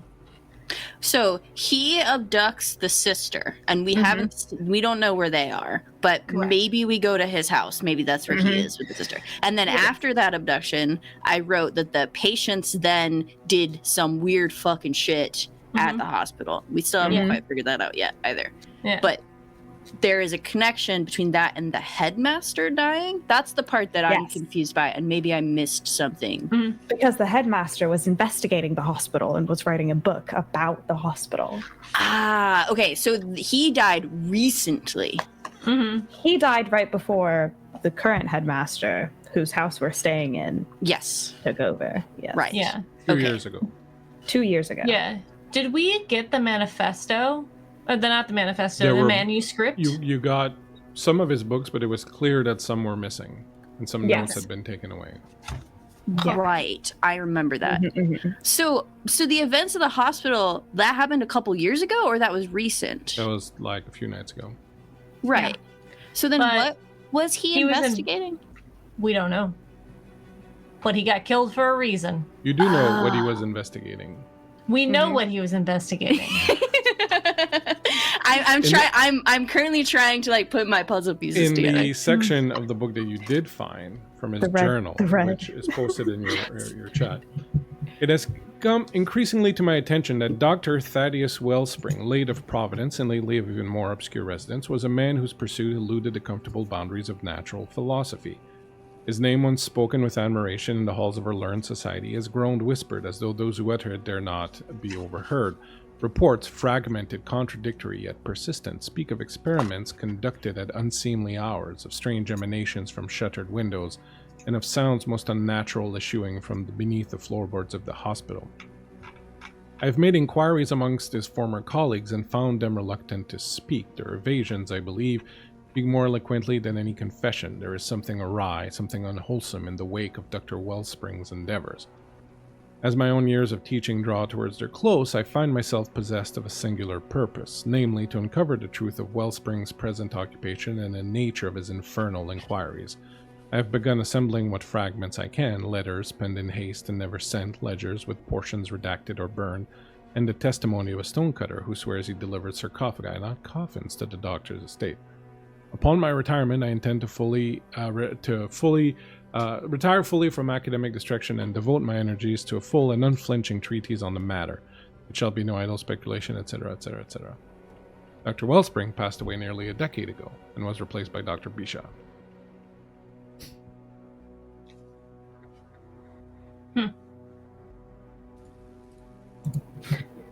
Personally, I'm very suspicious of this Bishaw character who did grab my sister. Yeah. It might be a good idea. idea to ask the old headmaster. Mhm. I can go looking for him. Are you sure that's something you want to do, Mabel?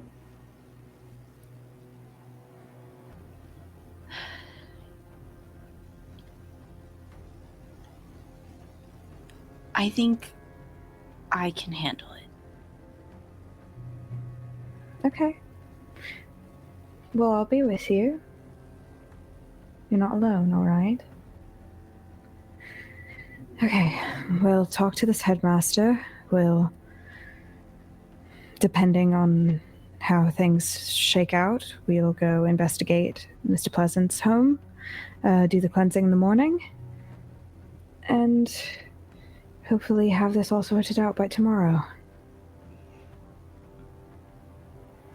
Does that sound like a plan? Wonderful. Yeah. Alright. Esther's gonna look out the window. Is Dr. Hawthorne still coming? You haven't seen him or heard from him. She's not gonna make a comment about it, but she's gonna like kind of keep glancing out the window ever so often. So, what do you wish to do? I think Mabel's going to go kind of wander in the house. Probably alone. Just maybe that was the situation she was kind of in. She was separated from Martha at the very least when she saw him earlier. And just try to see if she can find the spirit again. You don't have to go very far. As soon as you walk back in the kitchen, he's still standing there in a corner of the room, his throat cut open, his eyes wide, his mouth open wide, but not making any sound, staring in horror. So she gets to the door frame and she spots him, and she just like taps her hand on the door frame to kind of get her sister's attention, hoping that they will come. We join you. Of course. Never alone. Now, remind him that he is no longer bound to his physical form, therefore he does not need his vocal cords to speak. Mabel will slide her hand into Martha's and just kind of nod at her. I'll tell you what he says. What would you all like to know first?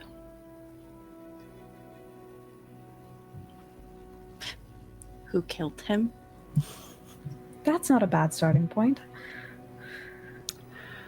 So, Bleak, how do you want me to go about this? Do you want me to do medium? Do you want me to do It's up to you. compel You dead? can just talk to him. Your experience so far has been just talking to him doesn't do anything.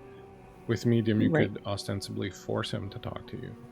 But you would have to use the power, hold a seance, and try to force him to speak.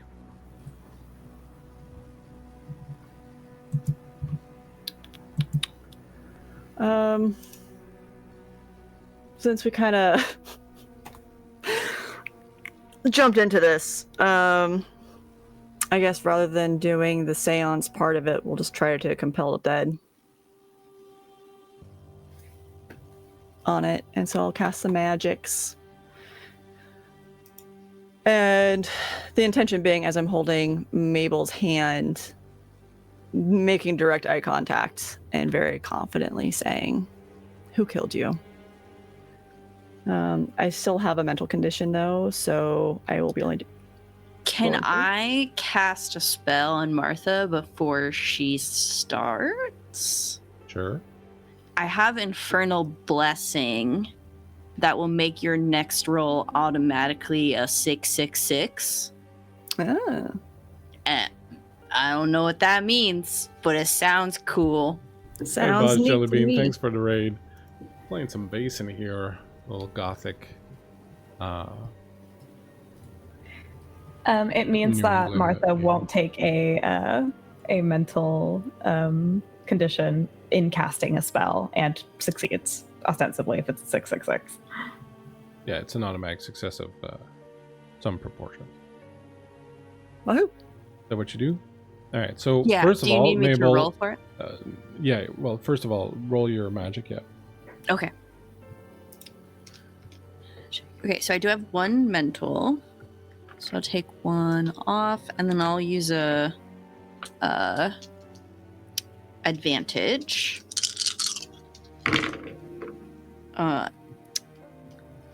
Those are no successes. Would you like to push? Yeah, I think she'll push. You'll take another mental condition after. Okay. 2 successes. I think she'll take frightened. Seems to make sense. Excellent. What does that look like? You using Infernal Blessing? I think she has her hand in Martha's, and I think just a warm red color kind of goes up both of their arms, and kind of starts to encompass Martha, and then kind of like dissipates, and Martha feels envigored, like she could do anything. Excellent. And now, Martha, for your turn, what does it look like as you cast your spell? I think that light or that like aura shimmer is just gonna kind of amplify as it compounds upon itself. And I think the voice I'm speaking into ends up sounding just a little bit layered, having a bit of my sister's voice in it too, to emphasize that umph. With the 666, which is the devil's luck, it's equivalent to critical success.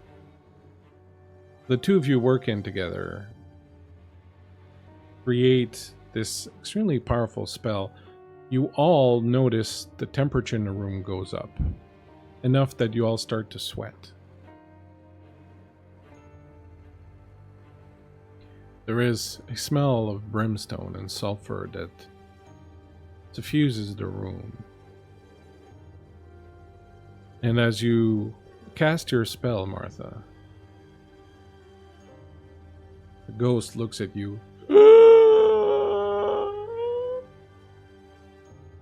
Why do you disturb my rest?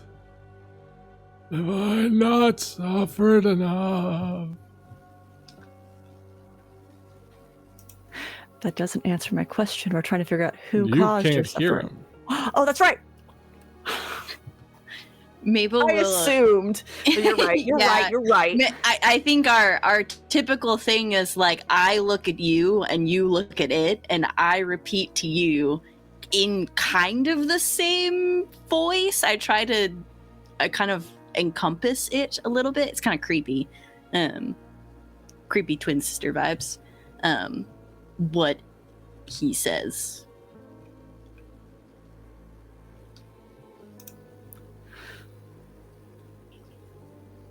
We're trying to figure out who killed you, who caused all the suffering. Doubling down. Why should I tell you anything who invade my home?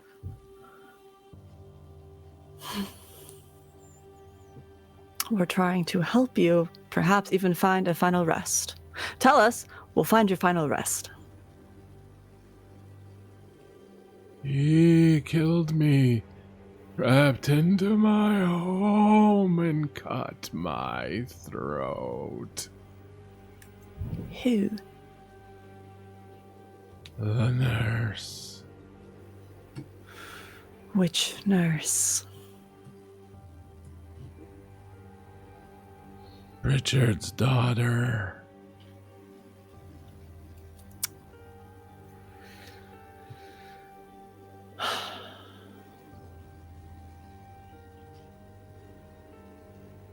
I've got him on the hook. Anything else you'd like me to ask?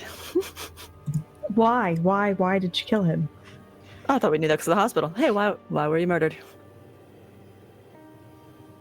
My books. She wanted my books.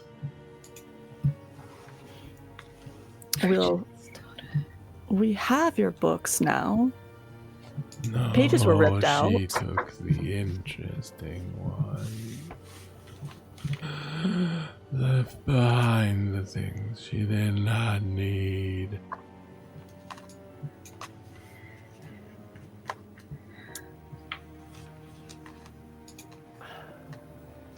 Okay.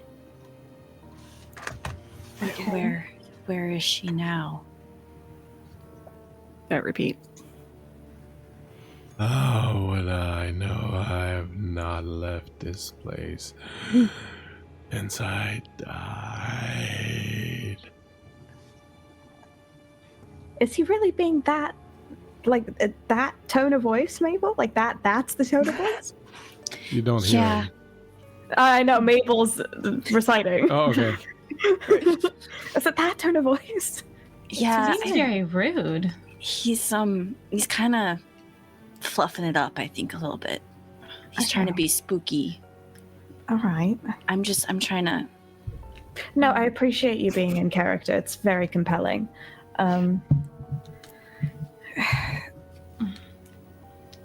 Well, ask him what he needs to find rest. What do you need to reach your final rest? What would bring you peace? Do not be forced by infernal powers to answer the questions. We tried talking to you earlier. Fine. And just pouting, throw the hands, I break contact. And he He's a doesn't dick. disappear, and he looks at you, and this time you can hear him, Alex. He says, "No, my turn now." And he reaches out, and he grabs you, and you all see, all of a sudden, this ghostly form of this dead schoolmaster reach out and grab Martha and lift her up in the air, her legs kicking back and forth.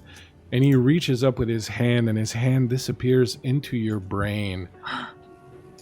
Martha, I like my brain. you are in a laboratory. Yeah. There are 3 slabs in front of you. Bodies on each of them.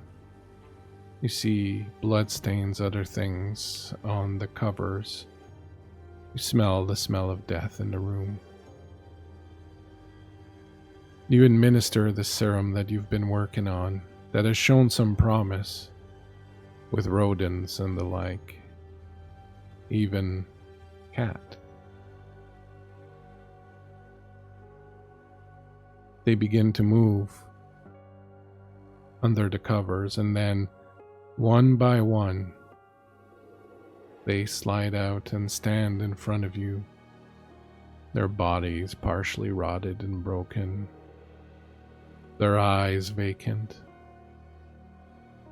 It's your sisters. They live again in some form, but they do not recognize you. They do not have any volition of their own. They await your command.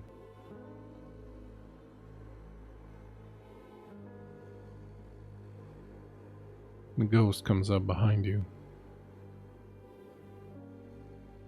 Well, what do you think? Is this what you want for them? Of course it's not. This is what you will give them, because when they die, you will not be able to help yourself.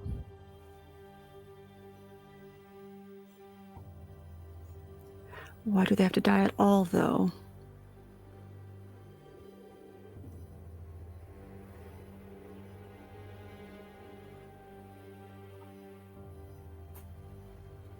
They will die because this world is not meant for them.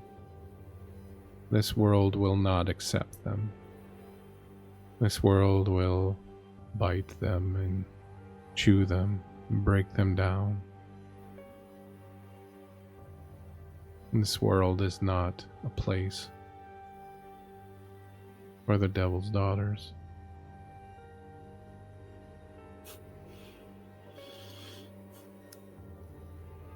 The man you seek, Dr. Wellspring.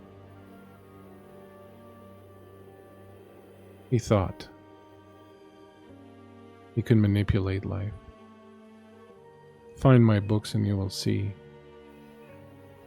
His entire purpose was to gain dominion over life and death.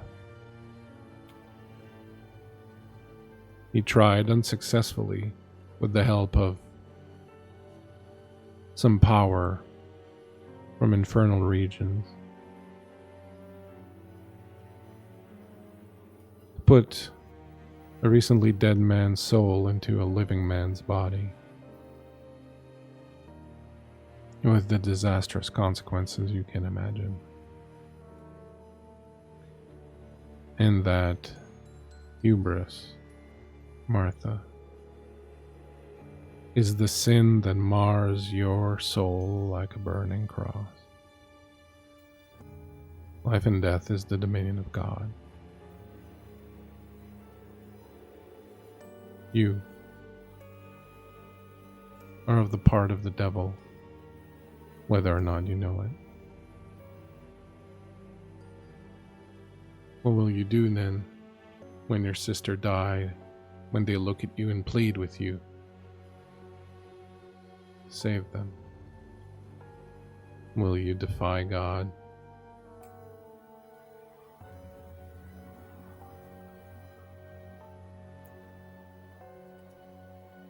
If I've learned anything from my sweet sister Mercy, God is a fairly flimsy concept, but one I could achieve.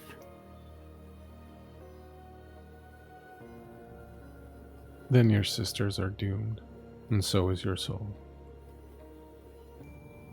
And a lot of you watch as Martha falls to the ground in the middle of the kitchen with a loud thump.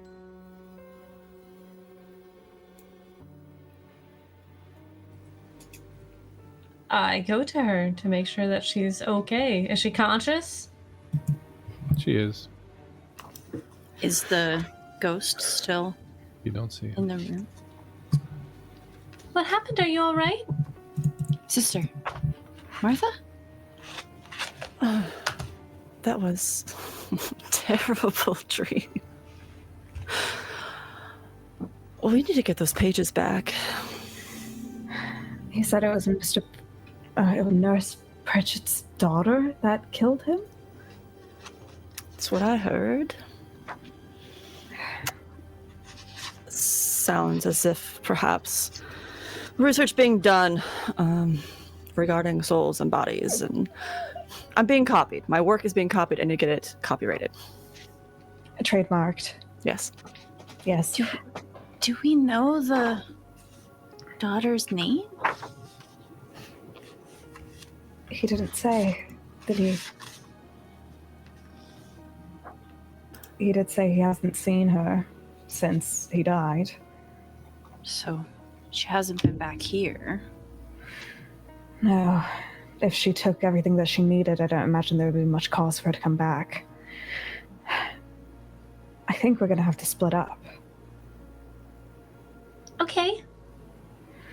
As you say that, all the candles in the house, the fireplace, everything goes black. And you hear in the distance sound of a rocking chair and a baby cooing lightly, and an old voice of a mother saying, "Shh, shh, shh, shh, shh. Coming." And on that, my friends, I Ooh, cannot and believe you would tonight's do that. session.